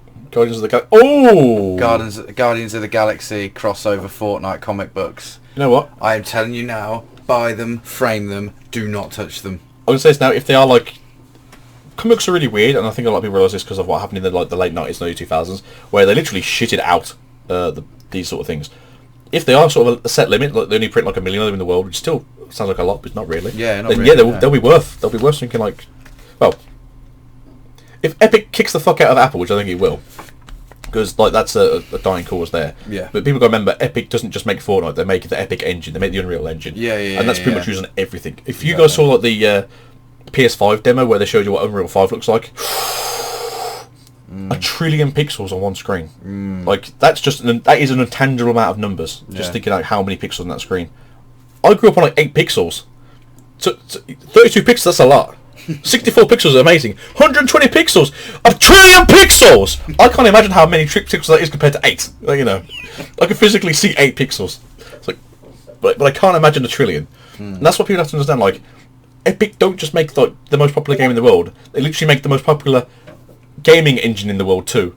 So Apple kind of sort of need to either like ease it's like we're going to steal all your money. Well, not necessarily all your money, but they do sort of need to sort of think like 30% on a lot of things is a lot. And then the worst part is that Apple have lost out on so much because now they're not taking the third-party cash from the store, and Epic just released the best Fortnite season that's ever been released, which was a full crossover with Marvel. You've got Iron Man, you've got Groot, you've got She-Hulk. They literally just turned around and went like, me and Disney are friends now, and we're just... Yeah, it's just. I mean, maybe next season you might get Frozen stuff for the few lady games out there who are like your Elsa and stuff. But yeah, like it's just... It's a massive middle finger to Apple what they've just done. Yeah, like they knew what they were doing. I mean, did you see what they actually did? With how they basically got into this predicament? Oh no! So if you don't know this, guys, I mean, first of all, they're big, massive corporations. Don't feel sorry for them either way. They're going to be worth more money than you'll ever imagine in your life. Like Tim Apple is worth like $1 billion, and like Tim from Epic is worth like $4 billion. Neither of these guys are crying because they've got no money in their pocket. They're all very rich men. But what they did on the App Store is they put like a box up and said, hey, if you buy from Apple, whatever I don't know if it was like V-Bucks or if it was like to buy the package for the Battle Pass. Right. So I don't know if it was like you can pay £10 here or you can pay £8 here or $8 here. And so if you press the 8 one, it'll send you to the actual Epic Store. But you're not allowed to advertise your own things in the Apple Store because it's against terms of service. Right. And Apple instantly were like, you can't do that. We're banning this account. Well, we're banning Fortnite. And they're like, yeah, okay, we'll see you then. So you can't do that. It's like, yeah, we can because you've made it so you can't have an open market. Have you seen how much iPhones with Fortnite installed? Yeah, go for like $1,000. Do you want to see something? This is the thing though. Like people think like they're rare. You just can't put you just can't download. See, you can still play if you had it before. This is really weird. Some people think for whatever reason that iPhones with Fortnite on don't still work on Fortnite, but they still do. So people are like literally buying new phones thinking like, oh, my one doesn't work, but they haven't actually physically pressed the button and go like, oh, it still works. Yeah. Oh, maybe I can sell this one again. But yeah, so don't feel sorry for these guys. That they are multi-billionaires at this point. But the whole like how Apple has like such a monopoly on the whole service here is crazy. Is the point. Same with Microsoft. Even Microsoft turned around and said, you know what, we kind of agree with what Epic is saying, and that because I think Microsoft is like 20%, which I think is a much more fairer deal for essentially. Like you got to think if you're a small developer and let's go back a bit more. If you want the Epic Unreal Engine 4, they have a thing where they basically say like, look, we don't buy the service, but what we'll do is we'll ask for a percentage of your market. And I think it's like 15 or 20%, which is a good fair price if you're using an engine for free, because these engines cost like millions to make. And this is where sort of like the development team are fantastic people. They put so much effort in, especially in the gaming community right now, with all the crunch time, especially like during this time. Imagine you're having to work from home, you haven't got your full setup here because you can't basically get to it, having to basically like log on servers. Crunch time for developers right now must be awful. I do behind goes out to their families who have to sort of like watch them sort of like sit at their desks like pulling their skin out because it's just that awful. But yeah, so you go to a new developer, you go, look, you can use our Unreal Engine. We're not going to charge you to use it, but when you do release a game, whatever you make, we want 20%. To me, that sounds perfectly fine because there's a good chance that you may never make the money back that would have cost for the engine. Because I think the engine's like $50,000 to buy, just like the basic engine, and then plus everything else on top of it. So if you think there's no way in hell I could ever afford $50,000, especially like starting off like a brand new developer, especially just like you and a mate, or like say you're at university and you obviously want the engine just so you can mess around with it to maybe do your projects at school. Because some of those like computer science stuff where you actually do like graphic design and computer engineering is really like I've tried to get into it. I can't. I just physically can't wrap my head around it. So like, trying to basically learn the pi square root of like an atom, like it doesn't work. So the people out there who can actually do it, like you guys are fantastic. Carry on doing it. And then obviously they think this is obviously why like, the Epic Store came out. It's not as great as Steam, but Steam's had like 20 years to like develop its actual app, whereas Epic's done it for like 2 years. So people need to give it a bit more credit in that sort of terms. If you look at like other people who've done their own like ones, look at EA's. EA is awful. Like you literally log into it and it's like tries to crash your whole PC. Yeah, exactly. EA's crap. EA needs to sort of out that stuff. They're just too money grabbing for their own good. Yeah. So they go like, look, if you buy stuff from us, we only take like I think it's like 18%, which is like the standard tax from the store, which is fair play. Whereas like Steam takes like 45%. I think they dropped down to 35% after like this whole thing, but it's up to you how you want to buy things. And obviously they turned around to Apple and said like, look, it's not really fair that for some of these younger developers they're paying 20% to us because they basically can't afford the software, which is perfectly fine. I'm very fair by that. But then they have to pay 30% on that to you guys, and all you're doing is having a storefront that doesn't do anything for them. Yeah, exactly. They could happily just go to like a secondary one. I mean, if you look at Google Play, for instance, that's literally just an open store. Yeah. It's exactly the same. But they still scan it. They're making sure there's no malicious activity going on in this thing. Yeah. If they ever get any reports, they actually look into it. But I think they charge 20% as well, so that's a lot more fairer than 30%. Like 10% is a big difference to these like little developers. I know a lot of them are gotcha games as well, so you have to kind of like figure out like what's good versus evil. But yeah, so the whole big finger to sort of Epic and Apple at the moment is just it's going to be good for gaming developers more than it's going to be good for Apple and Epic. Yeah. Because you just have to find that middle ground, and that's where I'm happy to say this needed to happen because there's too much shilling going on. And it was always going to happen. Yeah, it was literally when was it going to happen, and then I think Epic, obviously being the big ball bags that they are, have just turned around and been like, we can do it. And they can. They've got the biggest game in the world. That's it. Oh, you don't want to have the biggest game in the world on your platform? Yeah, that's fine. This doesn't hurt our bottom line. We don't need you to make cash. Oh, what's that? PlayStation Store only charges us like 10%.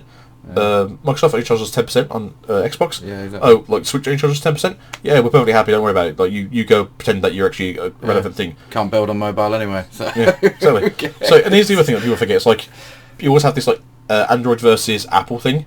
It's like Apple is trash. Like if you're now upset with this, the reason why Apple is trash, Apple is only good if everything else in your house is Apple. Yes. If you've got a Mac, yeah, it's in all fairness. If you have a Mac, or you have an Apple TV, or you have Apple Stereo, or you have anything else Apple phones are fantastic. So essentially a mind hub of everything else. If you literally have an Apple phone and nothing else, go and buy an Android. They're so much better in comparison. They're cheaper. They run the same software. They have as far as they have really less bugs because like Mac is like the worst thing to develop for because Apple has this kind of like we don't really want to let any of our secrets out. It's like it's understandable that obviously you don't want to let your trade secrets out, but at the same time we have to learn how to make things for this. Like look at PS3. PS3 was like nearly a disaster. It was too expensive when it came out. Companies hated working on it because it was like such backwards engineering. I think the Wii was like kind of the same. Oh, Wii was like they didn't like trying to like rewrite the software because the Wii was just like really like the Wii was poor. Yeah, like they've obviously gone back. Switch people love it because they can port to it so easily. Switch is PS4 super easy to work with. PS5 apparently is like even better to work with, especially now it runs Unreal Engine 5 or will be in the next 2 years. I can't wait till some of those games with like big high graphics. It's going to be awesome. Xbox apparently is like basically just working for PC now because they've got the same sort of mainframe point work. So if you're going to develop for a PC game, you can actually downgrade it to an Xbox, which is obviously much better than what they've been doing in the past, where it's like they make it for a console, then upgrade it to a PC port. Yeah. I mean, I'm sure we've all seen like the original Dark Souls port for PC, or even better, Arkham Asylum, was it? Yeah. That awful Batman game where basically you played Batman falling through the floor forever. It's like that's a great game. I love tunneling Batman. You see the difference in Doom on PC compared to just how smooth Doom is. Doom Eternal. If you've never watched any, I mean, have you seen like the new patch where it's like black and white mode? Oh god, it looks amazing. Doom Noir is what I'm going to call it. It's like Doom Eternal something else, but it's like Doom Noir where you run around black and white and when you blow off like a zombie or something, blow off a demon's head, it just white screens everything. It's like what the fuck. Yeah, it's amazing. So what a sick game. DLC coming out for that soon as well. So yeah, so Fortnite stuff. I'm surprised Fortnite cards aren't worth more money, to be honest. There's like no market for Fortnite like collectible cards, which I'm very surprised They were about. at one point. They were like 300 quid for a holo. Yeah, like, well, when it first came out, yeah, because obviously people thought they were really rare, so and then just, like for instance, we have a shop here called Herons, which is just like essentially a cheap sort of bargain store. Food's perfectly fine. It's essentially just stuff that they overpacked and couldn't get rid of, which makes it cheaper for everyone else because obviously they buy at a cheaper price, they sell for a cheaper price. They have professional foods as well, which is surprising from a store like that. I think it's something like farm foods or like for like dollar stores in America, but not quite the same.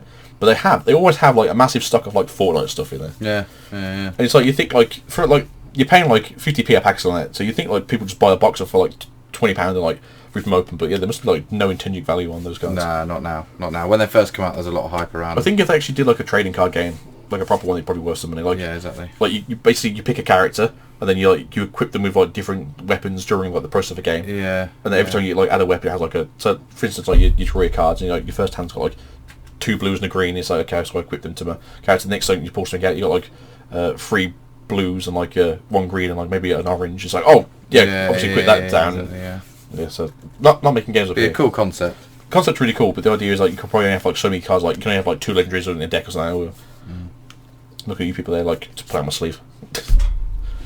That one epic. There you go. So yeah, so back to Pokemon stuff. Oh wow, actually Digimon. Did you mention this before? I don't know if you know about Digimon card game coming back. Really? They're making it. Well, they've made a new Digimon card game. It's currently out in America in the OCG. They've got 3 sets currently out. So you've got your base set, your 2 booster sets, and then the third one's been announced either for later this year or early next year. The Japanese wholesalers have been told they can no longer sell outside of Japan. Oh, okay. Which means normally one of 3 things. It means 1, nothing. Like just don't sell outside of Japan. You're not allowed to. Obviously, they own the rights, so you can do what you like. eBay sellers can still sell. Yeah, they're not wholesalers. Yeah, of course. Yeah. 2, it means that they're actually looking at releasing it in the TCG, so there's a good chance that we will get that stuff. And as I said before, I'll literally buy a case of that and just open it on the channel and be like, here you go guys, look at these pretty cards, they look fantastic. And then 3, it means basically that there have been too many complaints from the Japanese market that they can't get cards. Because they've been sold everywhere else in the world. Yeah. Because Japan will only have like a set amount of allocations, so if they go, we're only going to make like 100,000 booster boxes, and you're selling literally all of them into like America and the European market, then like they just don't have anything to play with, so it's like really hard to actually have like official tournaments. something I said like when we had like Eternity Code. So what happened during like the beginning of COVID was Secret Slayers were released in America at the right time, but here it came out like 2 weeks later in Europe. But then we got the official release of Eternity Code on the right date, so this is Yu-Gi-Oh! And then they didn't get this for like another 6 weeks. So every single Eternity Code card just had like a massive up price because it was getting shipped to America. Yeah. So like £20 cards that should have been like only £20, were like £100 because they were all going to America. So like, why sell to the European market where I can make like bank? It's not from like a vendor point of view. Why wouldn't you take advantage of that situation? So, what do you actually want to see in Vivid Voltage? Obviously, you don't want to see another Charizard besides possibly like a standard non-hollow. I said, obviously, if we get in the Chunky Boy, I want to see the Fluffy Eevee because it makes sense, because they're basically a pair. We're not going to get enough Meowth because that's a promo card, so don't worry about that one. What else do you see in there? I want to see some more Team Rocket themed stuff. I mean, you'd be Team Yell, I suppose, now. Yeah. But I know what you mean. But you know Japan what I mean, got that cool briefcase a couple of years ago. That's like £1,000 now to buy. Like briefcase. If I'd have known about it at the time, I'd have bought the Giovanni and the sleeve. The sleeve's like £100. Oh my god! What? Have you seen how much that Team Rocket card and the Giovanni go for PSA 10? It's like you're talking 3.5k each. I'd say they're like a couple of grand. Last time I saw it, I think last time I saw it was like £1,500. I thought, well, yeah, there's only a set number because they were made to order at the time. So if you don't know about, if you're watching this, and in your face, you might be watching this like a year or so after it came out, so it might be worth even more now. Podcasts are good that way; you can kind of go back and listen to like how things have progressed. So essentially, when that came out, it was buy to order. So they went, we're going to make as many as you want, but you have to order them. But I think you can only order like 1 or 2 per person, so they didn't like lose value. And so, because it was Japan, you had to have like a Japanese IPS. Obviously now we've got like VPNs now that you can kind of like work around that. But at the time, this was like 5 or 6 years ago when VPNs weren't really a thing. So you couldn't really get around it. So you'd phone up or you message in or email in and say, hey, look, I want like this, to order 2, you could order 2. And I think they only made like, I want to say like 10,000 of them. Because obviously you can only like pay to order. And so they made the 10,000 because that's how many were ordered. I'll have to find the numbers somewhere. And then obviously you got your briefcase. The briefcase looks like it's a nice like Pokemon thing we've had for a long time. So you got your briefcase, you open it up, it's literally got like a pack of sleeves in there. It's got a Team Rocket card, it's got a Giovanni card. Is there anything else in there? It's coin, isn't there? Yeah, there's a metal coin. I think there's a coin, yeah. Metal coin. Metal coins are nice. Yeah. That coin's like a grand light zone. And you can actually PSA grade coins now as well. Yeah, you can. So that coin's probably like a $3 coin as well. Damn. So there's like 10 grand's worth of stuff in there. Yeah, it's like the briefcase itself. Like if you spoil briefcases, because it's got like the big R in it as well. It's like it's actual Pokemon stuff as well. Yeah. That's like mega. I think someone said like if you buy like a sealed briefcase, you can get it for like £2 now still, because obviously the cards inside aren't graded. But it's sealed. That's not bad. It's not bad. But if you think about it, it costs £200 equivalents to actually buy. It's like it's like literally like you just 10 times your money. Yeah. So that's what if you ever had to buy 2 of anything that's going to be like very rare or just not necessarily going to be easy to find a market, always buy 2 of it. Even if you're going to go like, look, I can't eat this week. It's always next week. It's always next week you can eat. For £2, I can't eat this month. Yeah. That's the thing. Now, obviously, but at the time, if you went like, I could spend £400 on like these 2 briefcases, get them here, open one for myself, and maybe grade them, and then have the sealed. It's like, all right, I graded this stuff here. Luckily, I got 10s on my cards there, but that's £7 there. My coin got a PSA 10. That's like 1.5. The briefcase itself sells like 500 on its own. The foam inside probably doesn't sell for anything, but you can give that away with the case. And now I'm eating for years. And then the sleeves are like, I think the sleeves are like £500 or £600. Last time I saw maybe £1,000. It's mental. But I mean, they literally only got printed then, they'll never be printed again. And then you got like the sealed version. It's like £2. It's like, you might crack it open. Because if you don't get 10s, even 9s are still gonna be worth not that much. We probably still get £1,000 for a 9 one. Yeah, probably. Just because it's such a rare card. Like I said, like if you get a PSA 10 on the Charizard promo, happily look at like £10 on that card, just because it's so rare. They're not making any more. They literally made 600. They're only for official winners of official OCG tournaments. You have to actually be Japanese or have a residence in Japan to actually play in those as well. So I can't get one of them. So we couldn't go over there and be like, yo, with the whitest of white, can we play? Like, this not happening. We can't get it. We can't officially enter the tournaments unless we live there. So yeah, basically you have to have an actual official residence as well. You can't go on holiday and go like, oh yeah, I'm staying at the Grand Hotel such and such. You have to have a residence within Japan. So if like you live in like Kyoto, and then you move to, and then like the tournament you go to is like Hiroshima or something like that. So you have to have. I couldn't think of like, I was thinking like one of the Bay areas, but I couldn't think of the Bay areas. Like, oh crap. So yeah, if you live in like Tokyo, Kyoto, if you live in Tokyo and you obviously went somewhere else in the region to play, as long as you can go like, yeah, this is my full-time address, they'll be like, yeah, you can play. But if you literally go like, oh, you've gone to like the Grand Hotel in like Tokyo, and I've now gone down to like I'm gonna say the Bay Area, can't remember what it's called now, one of the islands, and you go like, oh, I've decided to not look at enter because there's only one with spaces left. And they went like, oh, where are you staying? It's like, oh, I'm in a hotel such as, yeah, you can't enter because you don't live here. Yeah. You have to be an OCG resident. It's like, ah, man, but I speak the language. What's up? Don't think that's going to get you anywhere. No. Like, Baka? Yeah? No, I called you an idiot? Oh, I'm sorry. Disappointingly, I have 10 minutes to get the shopping and get home. Oh.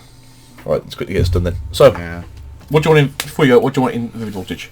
Yeah, by the way, he's been here for like, I'd say nearly 3 hours. I was gonna say, yeah. Time has just flown by. Yeah. I have no idea how I'm going to edit this because I'm just probably just going to throw it onto the software and just edit it and just like send it up for rendering because it's just going to like crash off us. Yeah, I was going to say, it's going to be a long video. 2-hour video. It's just going to be like a 4-hour render and then like a 10-hour upload. You know what? What do I want to see? What do I want to see? I want to see... I was going to say, what VMAX haven't we seen yet? This what I was thinking. I'm really not... You know what would be nice? If they brought Gen... I know it's not going to happen. Well, this is the thing. We're going to get... But in a perfect world, I love Gen 2. And if they could bring Gen 2 and make it... There's so many... There's like not many Gen 2 Pokemon in there. Yeah. Sword and Shield, though. Yeah. But if in a perfect world, I would thoroughly enjoy to see Gen 2 in a VMAX style. I think that would be... we got VMAX Sisters. Looks nice. Yeah, but could you imagine... Again, I'm going back to Typhlosion, but could you imagine a VMAX Typhlosion? It's always feels well. Like I always feel like Gen 2 doesn't get enough love as a rule. Like it hasn't got enough love since Neo. Neo is a fantastic set and it's worth the price tag. VMAX Lugia. But I wouldn't mind saying a V Lugia. I wouldn't necessarily a VMAX. So they obviously have a VMAX form. But I wouldn't say no to it. Well, we are getting those soon. Obviously, in the next expansion, we're getting the Galarian forms of the Legendary Trio, which I wouldn't say no to seeing in the V form. Yeah, that'd be cool. Because that's the thing. If you get the V form, it also has a full art form. But if it's obviously we don't know if they VMAX yet. But if they max, then can you imagine having a full version of that card and also having a Ultra of that card? Yeah, that'd be sick. Hyper would be nice. Or a gold version of those cards. I hope they don't do like what they did with the Trio Birds and the Stained Glass. Absolutely sick when it came out. It's absolutely sick, worth nothing now, but it's still like one of the nicest looking cards they printed. I completely agree, but I hope they don't do anything that would then, because it just won't live up to what that. No, I remember it came out. People were saying of like 10 to 15. Yeah. And they just dwindled down to like 6 because people kind of realised that it wasn't that that much of an intrinsic card. But it's still one of the most prettiest cards ever. It was mad. It was when that Stained Glass came out. Well, when I first saw it on Unlisted Leaf, I think, and I was like, oh my god, everyone's going to be after this. And I was like, got to grade it. Got to grade it. Never got it graded in the end. But my god, you had a couple, didn't you? Beautiful card, huh? Yeah, I felt like you had a couple of them. Yeah, I had so many Elite Trainer boxes because it came in there. So we brought the one. I think we brought the one ETB, and that was it. Then it was just done. Yeah. I don't blame you. I wish I kept a couple sealed now because I mean. So that was the thing. Yeah, I feel like I said to Catherine at the time. I think we need to get one and just keep it sealed, and then we'll just buy one. Yeah. But at the time they were worth like 20 quid. I was like, they're not worth 20 quid yet. Yeah, and the sealed Hidden Fates empty Hidden Fates boxes alone on eBay now, £10-15. Oh yeah, I've saw someone sealed. Box. The cheapest one I saw sealed on eBay the other day was like £200, and it's like, but that's kind of okay. I'm okay with that one being that much money because they're only reprinting the tins. Yeah. But I'm not okay with that because I had like 6 of them, so that's why I'm not okay. Even if YouTube would have took off a bit more, I think you'd have probably been okay because you'd constantly steam right through it because your Hidden Fates have got like a good amount of views on release. Yeah, on release and then after, yeah. I mean, this guy here hasn't loaded for 10 months and he's gained like since I first looked like over 20 subscribers from just literally sitting on his like 30 videos that he has. Yeah, but I was uploading. Yeah, like every 2 weeks I feel like, or at least like once a week you were uploading stuff, which is good. Yeah. You ever go back and do more? It's expensive. It is expensive. I mean, it's expensive. Just to let you guys know, like, definitely true. It's expensive. In the past, like 3 months, I think me and Catherine have spent like over $1,000 just openings in here. We don't get the views. Like, we get like 20 views per like video opening. So we in terms of Pokemon, we're doing it for ourselves. We are opening it for a collection. As you're well aware, we have a big collection of stuff that we really enjoy. Sadly, there's a big chunk missing from it during like sort of the mid years between sort of anything after like WotC until like X and Y, There's like scattering of cards that we have just because we can't afford to go out and buy like a booster box of like I want to say like platinum. A booster box of platinum is like $3,000. Like, yeah, it's just crazy money, and to do that and open it on a channel when, you know, if you were getting 200,000 views a video. The thing I always say about what I don't like about Leonhardt, he'll always tell you like your local pack. It's like a £70 pack, guys. Go hit the like button. You're getting the views, mate. Like you don't need them to you're hit definitely that like getting button. Your viewers. Like you got your fan base. You've got the views. You're going to make your money out of the box. If you don't get the card you want because you want it for collection, you want to sell it. Yeah. So I think that's what Unlisted Leaf does. They open stuff, everything gets spared will sell off. Perfectly fine. Say a Mad Max Foe. Like you don't need to sort of like beg for views and beg for likes at that point because it will come anyway you've got from your the money. content, won't it? At the end of the month, you will always gain like your like $10,000 that you get, or your like your $15,000, or like you'll always get your money back on your boxes. Now, obviously, as a content creator, at that point, you obviously want to make more and more and more. I mean, look at Ando. The other month he complained that he spent like $5,000 in Australian dollars, which is like 2.5 in like UK. Yeah, but he'll make that back on and, that like, video. He complained about that, and then like literally just bought like a $10,000 Australian dollars box as well. That was his life savings. It's like, well, within 6 months you've made $10,000. Yeah, like, exactly. In savings. Yeah. Like, you can even go, because they don't get monetized for a lot, yeah, because they work with companies that then sell them this stuff. And I mean, all for that instance, sort of stuff, was it Hidden Fates? It might not have been Hidden Fates. It might have been the other ones. But like at one point, Chaos Cards are literally sending in like a case of booster boxes to open on the channel as a form of like promotion. Now, Chaos Cards probably can probably afford that, but they obviously don't really get much from it. Whereas Ando literally went, I've just made like $10,000 of free advertising here because I literally just got paid to open this. You can even check how much they get paid per video. There is a place. There was some places. Some people have got that banned now, so they can't. Oh, really? Yeah, because people are very happy that people figuring out how much money they're making. Oh. I know, like Ryan's Toys, for instance, like was either last year or the year before, made like 32 million in advertising. And that was just off the channel. Before, obviously, we had this big fall down because there was too many. Think of everything else they're doing, reinvesting that money into other things. Yeah, so you think like they get all these videos, and then like Mattel or Hot Wheels. I can't remember who Hot Wheels. I don't know if Hot Wheels or somebody else. I feel like it's Nestle for some strange reason. I don't know why. And other like toy companies that actually want to work with them, they will pay. They'll give them the toys to play with as well as then pay them to obviously to advertise, especially with because they're and then they get paid for the video as well. And I have to say, like, so free stuff, paid to use it, and paid for the video. Yeah. And I've always said before, like when you make it big and you've done this and you put the effort in, that's perfectly fine. You put the effort in, but you kind of make this like weird ceiling where like if anyone's still trapped under you, you ain't getting out of the ceiling. You're stuck there. Yeah. Because like. Old money again, like it doesn't float, it doesn't continually rotate. Like my videos I've seen before popped up on other bigger channels. That's great, but if I'm doing something very similar content, that person's not going to want to watch it. For instance, I do market watches normally. Obviously, I've said like Mondays and Fridays, but I was doing it like every day of the week, and I was hitting things before like some of the other people were, and then like 2 or 3 days later they had the same content. Well, my content now becomes irrelevant because they're a bigger channel. Yeah. It's like.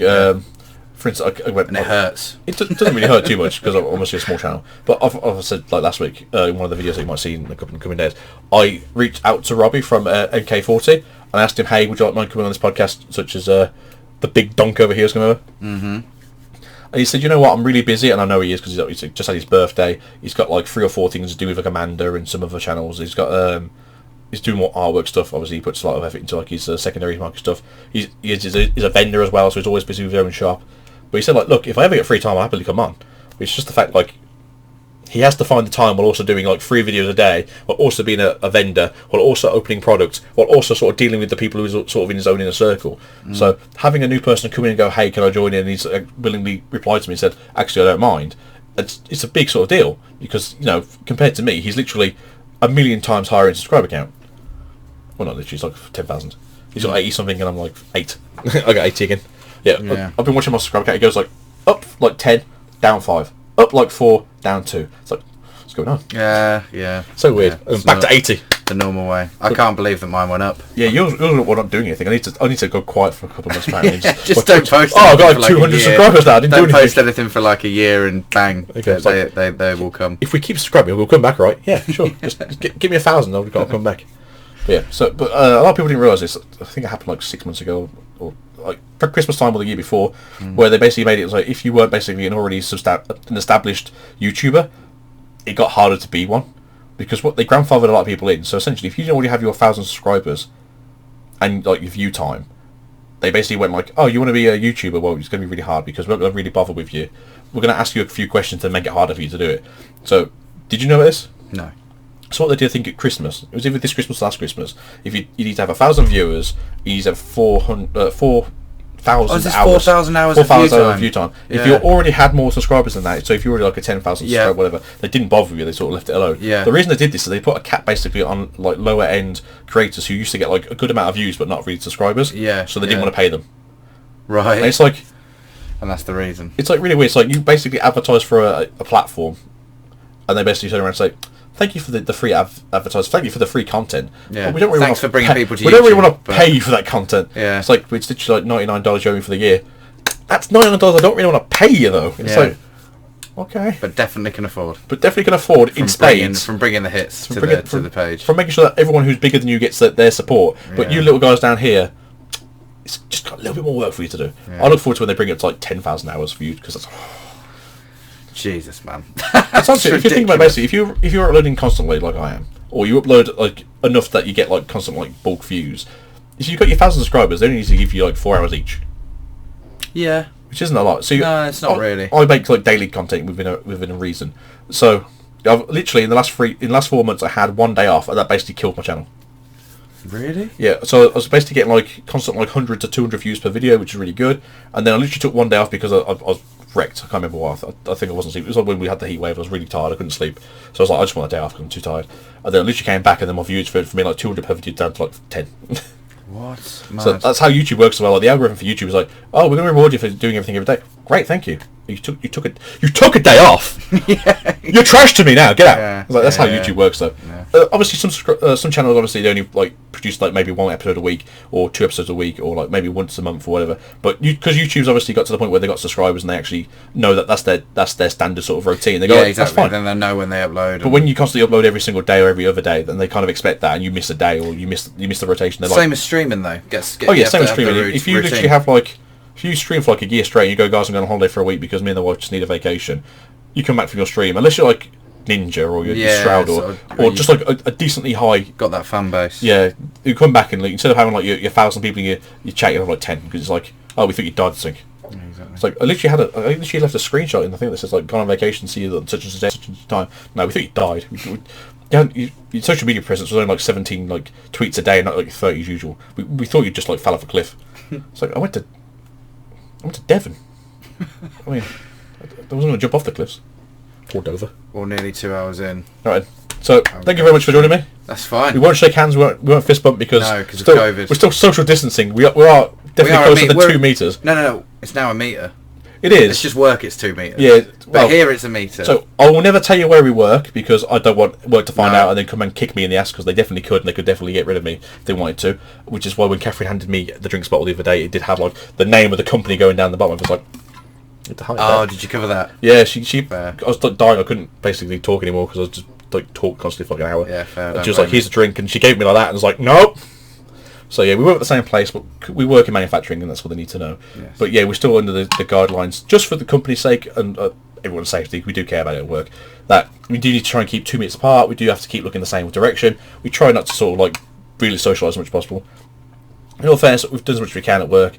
You can't really do that so much in like sort of the rest areas, the canteen. We've done what we can, but obviously people to like they're just being social, and we are social animals at the end of the day. Mm-hmm. So I didn't really say this at the start, but originally this was meant to be a video call. But Oh yeah. he didn't But I realise turned this, up. so he literally like messaged me like 9:30 this morning, going, "Oh yeah, I'll be at 11:15." I'm like, "You coming here?" It's like, "Yeah." I was like, "What, we're just going to do on Discord thing?" So, Why not? So yeah, so like my second episode I actually have a live guest. Why not? Yeah, it's great. I didn't think I'd be getting live guests at least for another like 6 months or so, just because of the There current you climate. But I mean, we're both Non-carriers. non-carriers. Me and my wife have done tests because we were a bit concerned earlier in the year. I will actually tell you what happened later in the year once we get more news about what the situation was. But yeah, me and my wife are clear. James is clear. I'm all good. We walk through every day to work, and there's literally a heat detecting system that tells us basically if we're unwell at any point. Symptomatic or anything. I'm so close every day, guys, to that line where I can just like not come to work anymore.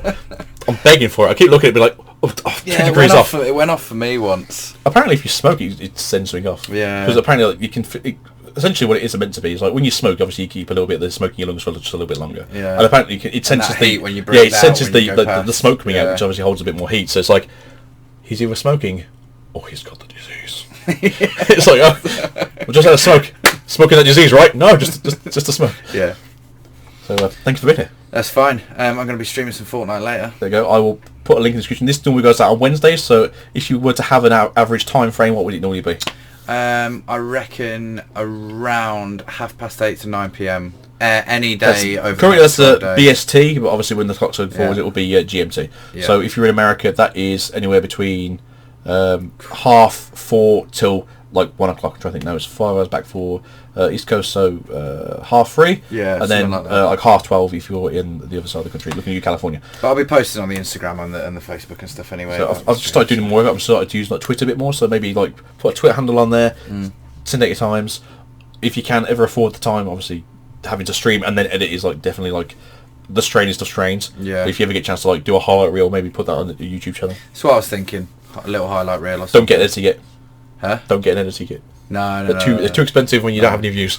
No. I'll be doing it myself on iMovie or something stupid like that. I'll just get the Twitch app and I've got the Twitch app to save the clips and then I'll just make it. But it puts it in 720p. But that's not bad, man. In fairness, off a phone app. That's not bad at all. I mean, this is 1080, which is technically 4K quality. That looks good though. It does look good. You see how chunky I am. I've actually lost weight as well. And that's like for 2 weeks I've lost like 7 kilos. Fucking. Yeah.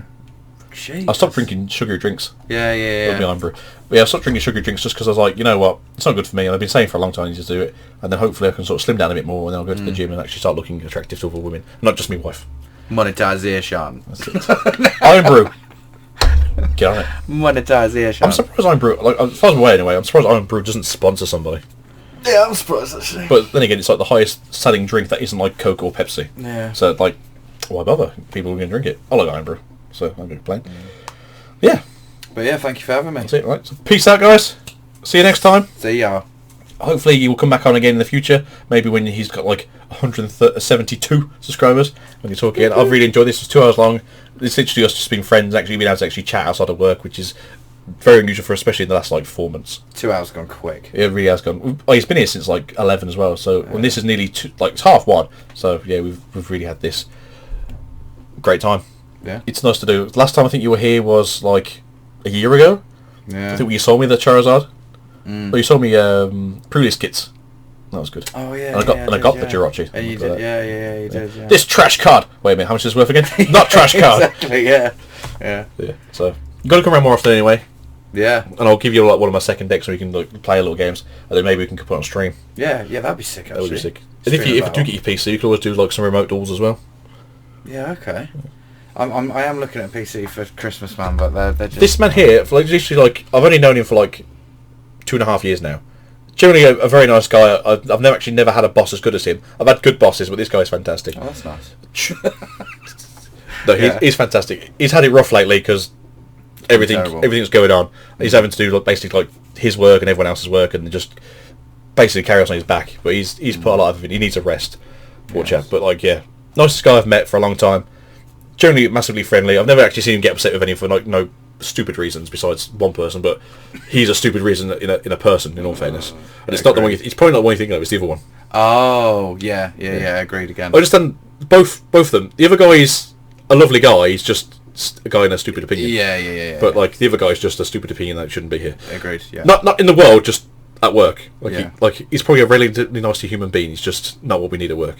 But yeah, like he needs a rest. I think coming around here and probably playing games when the whole situation's a bit better, probably get some steam off his back, and maybe I'll even play Fortnite with him, even though I've said I've never played Fortnite in my life, and I hopefully never will. But I'll do it for him if he wants me to. It will be. You should. It's sick. I wanna. Oh yeah. Right. No problem. Have a good day. Also, I've known his wife longer than I've known him. His wife's also a very lovely lady, but she definitely needed a little bit of rest herself. Yeah, from me mainly. So that's why he's here, because she kicked him out of the house and went, you go record so I can sleep. Now she's awake. I should have brought her lunch round about 8 minutes ago. just tell her you got queuing in Sainsbury's. Yeah. It's literally a massive queue at Sainsbury's normally. But I've got to go home to get my face mask because I forgot it. I'll offer you one of mine, but I don't think you want my face mask. Right. But anyway, see you later. That's right. Hopefully see me again within 6 months, yeah guys? Yes. Maybe next time we'll actually have a remote duel and we'll talk while we're dueling, and then we'll both forget how to play Pokemon and be like, yeah, you can put an engine on that one. Didn't you put one on before? Doesn't matter. That'd be sick. There we go. Right. Goodbye.